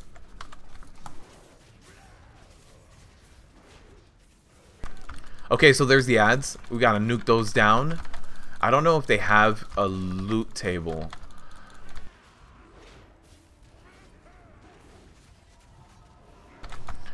So I've got all sorts of like debuffs and shit. Let's see. On expiration. Oh, okay. So I'm gonna be spreading this whenever I have to move. And what kind of damage is it? Shadow damage? Shadow damage. So unfortunately my bolster is not really gonna do much. Alright, can you sound off whenever you can? These 5 stacks are killing me.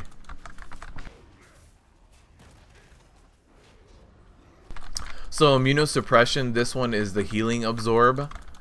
So this boss isn't that terrible. We now have 2 stacks of the debuff out on the rest of the raid group, which isn't the worst thing ever. Let me know when you're at like 4 or 5 stacks. Okay, I'm infected. I'm infected again. We gotta kill these ads before we get too much absorb. Okay, so the boss liquefied. Oh.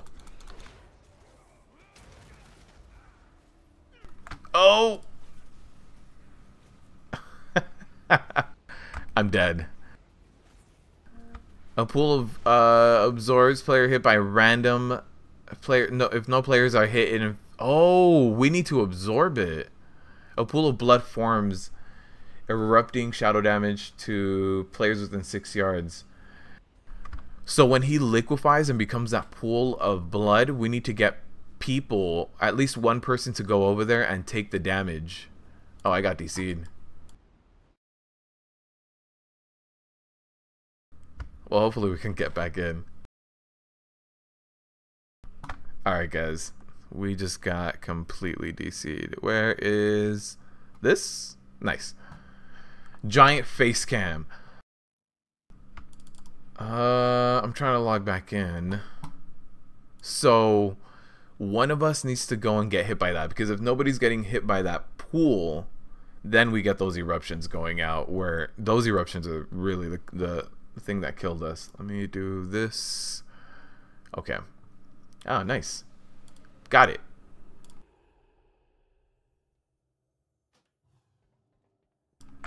Lua errors, nothing. Let's go to the blood elemental. Oh, the server might have DC'd because people might have still been trying the first boss. Does my macro not exist anymore? No, it doesn't.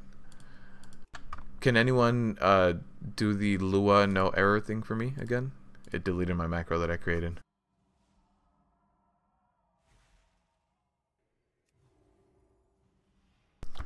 Console script errors.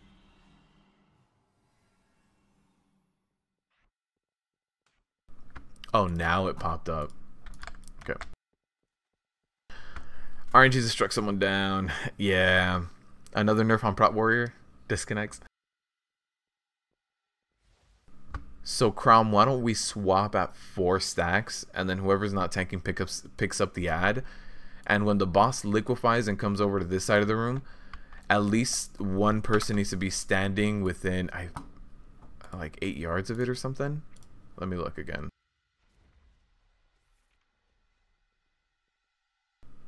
No, his name isn't Fetid. This is this guy's name.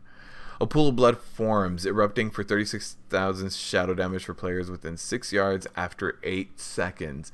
If no players are hit by the eruption, it inflicts 23,000 shadow damage. Yeah, so this is what we need to do.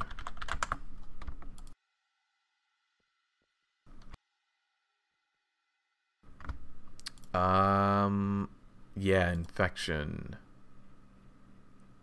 Oh no, wait, it might be Omega Vector. Whatever it is, there was only one thing that stacked on us. Whatever that was. After 4 stacks, we can swap. I took 5, but 5 was really, really heavy, so I think 4 is a lot better. But this hypergenesis is what killed us at the end. Pool of blood forms erupting. Okay. Yeah, so was I. And that one is it goes out to the raid group whenever we're done tanking as one stack. So we want to try to hold it as much as possible so that the raid group takes less and less damage. If we swap off every one stack, they're going to just get a ton of stacks of the pathogen because it never goes away. It gives people Omega Vector, and then it leaves a lingering infection. Yeah, we'll do 4. Not bad. Every boss room looks so similar and boring. Really? It does look very like Titan Vault, Old War. The last one was completely different. Mother was very, very different. The spider boss and this guy do look similar. I'll agree with that. But yeah, Mother was very different. Do we get... Yeah, there it is. Cool. Oh, it did not reset our lust. That kind of sucks.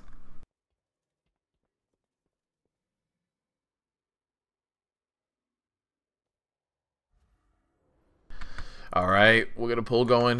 Look at this. Avatar first, right? Let's see. Yep, avatar, charge. Nice.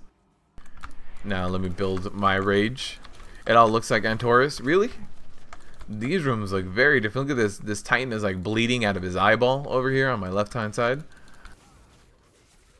Okay, so Gestate. Is this when we spawn an ad? Gestate? No. Oh, yeah, it is.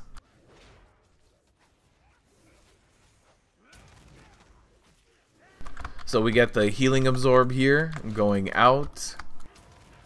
How are your stacks looking?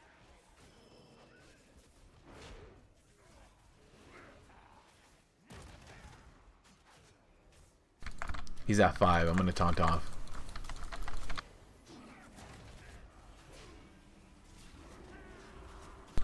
Alright, so here's Contagion. I saw 5 on you. Alright, there's the ad over there. So I'm about to hit my stacks as well. So as soon as I hit 4, we'll do a taunt off.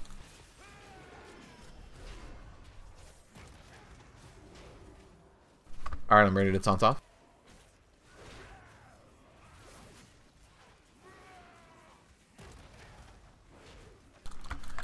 Okay, so liquefy.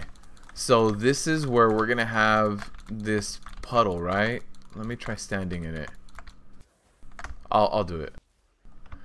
There it is. Hypergenesis. Oh, it is those circles that have to be soaked. You're absolutely right, yeah. Yeah, they look like Kill Jaden. Antorus has better variety. We haven't seen the rest of the raid yet. Yeah, they look like Kill Jaden, like a really small version of Kill Jaden Armageddon. Okay, I saw it. I saw it right at the end. As soon as somebody called it out, there was a little swirl. So we need to go pick up all of those swirls.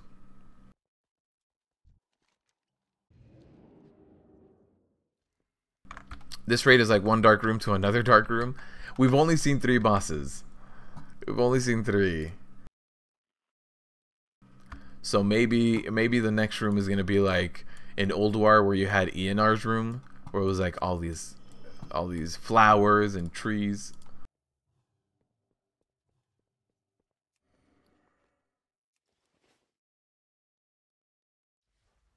You were waiting on the other side of the room, yeah.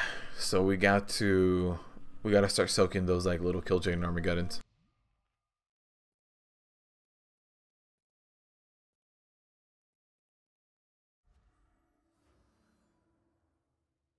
With what?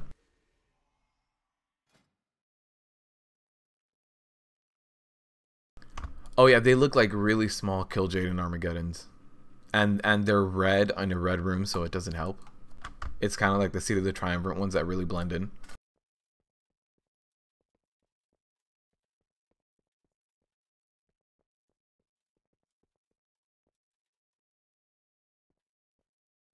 As soon as we get fortified, we'll be good to go. This boss, these last 2 bosses don't look that bad. They really don't. Mother was not that difficult. The very first boss we did, looked so difficult. It was like a million ads being spawned at once. Everybody like gets drawn in and gets blown up. The textures were a little off in that first boss. Like, it wasn't very clear what we needed to do. Alright, let's do this.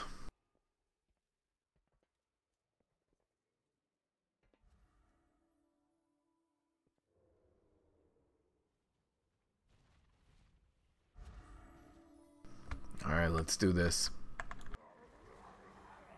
Oh, we even got lust this time. Perfect. Alright, so want to do our best to keep up our, what is this called? Fracture? Punish. As best as we can. We're going to pick up the first ad. Where's the first ad? He's going to spawn right there, right behind us. Right around now.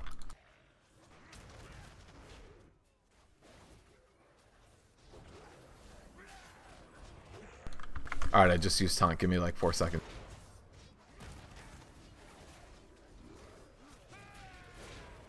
Got him.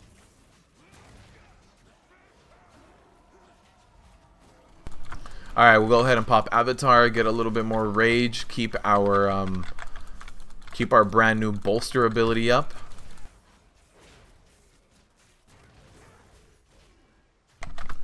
There's bolster, there's shield block uptime. So now that shield block is down, we only keep this up.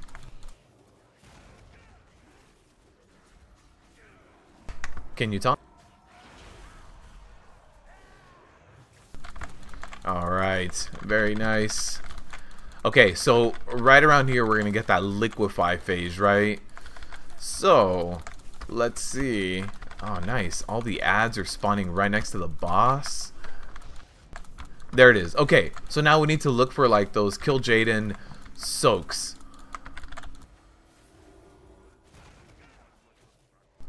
There it is. There's some of them. I see them. I see them right here. We've got one. Oh, I gotta dodge that as best as I can. Oh, I got taken out. What took me out? The blood geyser? Okay. We can learn about what took me down after. These things hurt. These like spikes that come out, that is doing insane amounts of damage.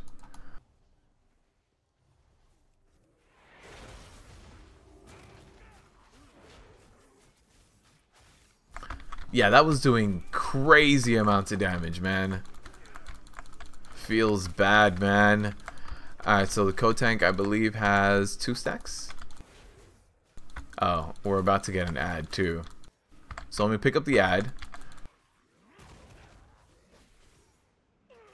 Oh, the Omega Vector took me out. I had 3 stacks on it. Jumps to the closest ally, applies. Yeah, so we had 3 of these debuffs jumping out. And the Omega Vector spawns. We need to bounce around the Omega Vector with people who don't have it, yeah. Because we were just getting 1 big stack of Omega Vector. What did we get down to that pull? I didn't even see the amount of HP that was left. Is this not working? RIP. Current segment. Nice. Nice. So it seems like the average damage is probably going to be 5k jumping into here.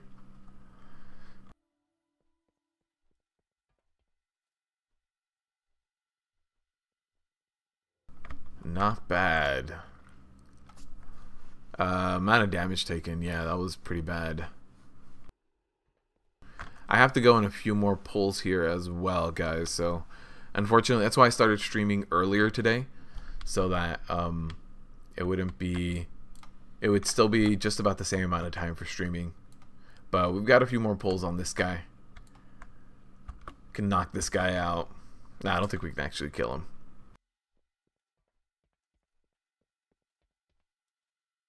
We did lose a healer, unfortunately. Let me whisper Crom.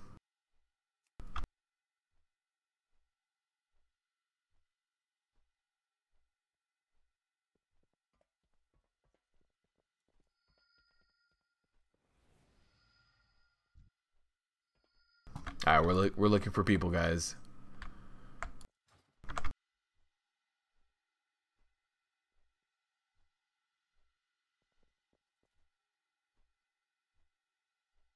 So not, I like these boss fights today. They were not bad at all. Mother was, we actually got really good progress on Mother, pushing her down to 50%.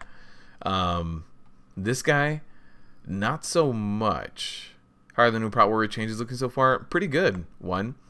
Pretty good.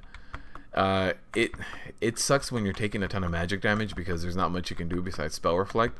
But most tanks are in that situation. Most tanks can't do anything against magic damage. What I really wish would happen is they would undo the changes to rage generation. So right now our leap, our intercept and our shield slam only generate 15 rage, and our devastator doesn't generate rage. So all three of those things make us feel rage starved, and it's very spiky. Every now and then you're taking high amounts of damage and you have more rage than you know what to do with. But if you're not taking high amounts of damage, then your rage is really low too. So they need to find a balance, and I think putting rage back in devastator or increasing rage generated by slam and intercept would go a really long way with that. Yeah, but so far, if you have shield block and bolster up, you feel good. You feel tanky. You're taking really steady damage. All right, let's push this guy. Let's do it. All right, I want to slow down my aggro just a little bit. Okay, we're good.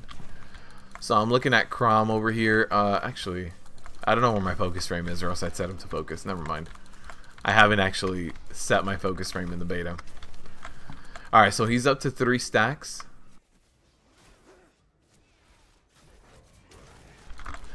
He's about to get to 4 stacks, Crom. And there it is. Let me taunt off.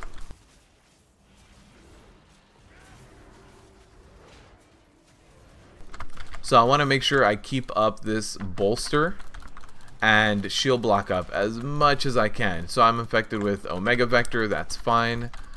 I should be able to be okay with the damage. Oof, that was doing a lot of damage.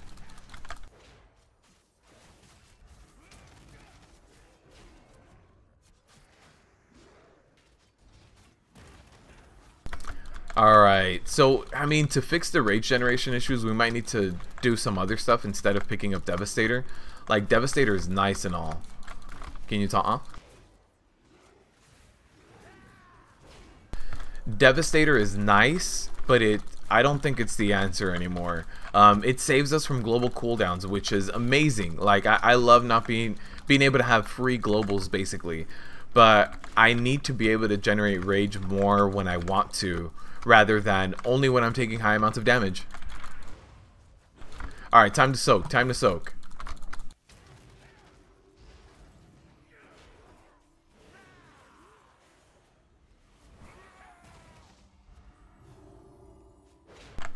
Alright, so we've got a lot of soaking going out right now. I need to start dodging all this stuff. Come on. Oof.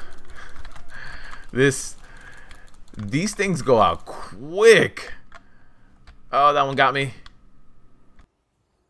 Okay, back to the boss.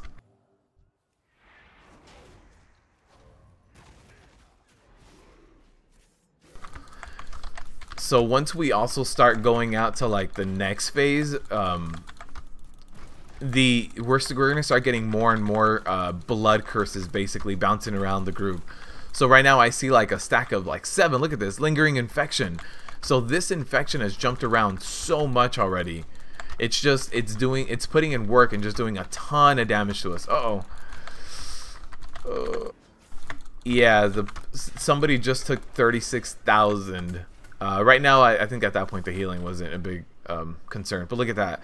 This Omega Vector is dealing a lot of damage, and it bounces around, and it bounces around forever. So ideally what happens is you're gonna need to get people that are kind of either in a line or a group or something that are kind of splitting that disease around.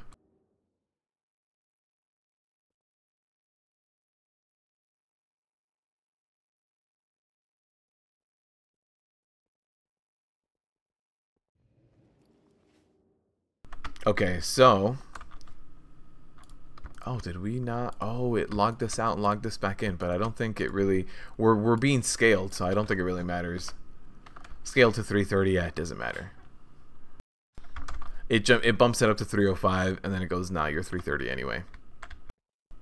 Alright guys, I do have some IRL stuff I need to take care of, so that is going to do it for me for this raid testing. Thank you guys for coming. Friday next live stream, I'm going to be here for both bosses full time. So if you guys want to come by on Thursday and see the 2 new bosses, we saw 2 new bosses today. I'm going to try to gear up for Mythics so that we do a Mythic 0 on Friday as well. So stay tuned for that. I have a lot of work to do later tonight and tomorrow. So yeah, thank you guys for stopping by. I really do appreciate it. This was fun, hitting max level. We're going to do heroics, we're going to do mythics. We're going to start seeing all of that new content and how it's going to be. This is just painful watching it. They overtuned the bosses. I don't think they want anyone to actually be able to kill the boss. If you can, that means you overperformed and you did amazing. Alright guys, I will see you on Friday, and then start of a brand new month. So we are going to have a WoW token giveaway this month as well, sponsored by Christian, who you guys know from this chat. So if you guys do want to stick around for that WoW token giveaway, that is going to be later this month. Also, if you guys are not part of the community Discord, go ahead and join us there. We can talk about all this stuff more. And if any of you guys are on the beta and are like gearing up, trying to do Mythic Zeros as well, join that community Discord, hit me up. Let me know you guys are running that. Getting a pre-made group would be a lot faster. So yeah, let me know. I will see you guys on Friday. Thank you guys for stopping by. Thank you to all the patrons and sponsors and donators. You guys definitely keep this channel alive and keep it going. So I want to say huge shout out to you guys. Patrons, you guys are going to be getting your exclusive video relatively soon. Probably early next week. You guys are going to be getting that. And patrons, you guys are also going to be getting a very special video, I would say next month or so. Alright guys, thank you guys for coming. I will see you all next week. I mean on Friday, not next week, Friday. I'll see you guys on Friday, 2 days.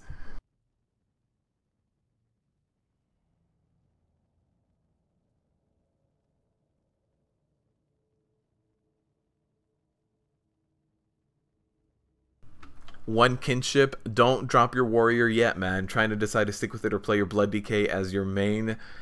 Don't drop it yet. I want to see some more changes on prot warriors, so don't give up on the warriors yet, one kinship. I haven't. See you guys on Friday.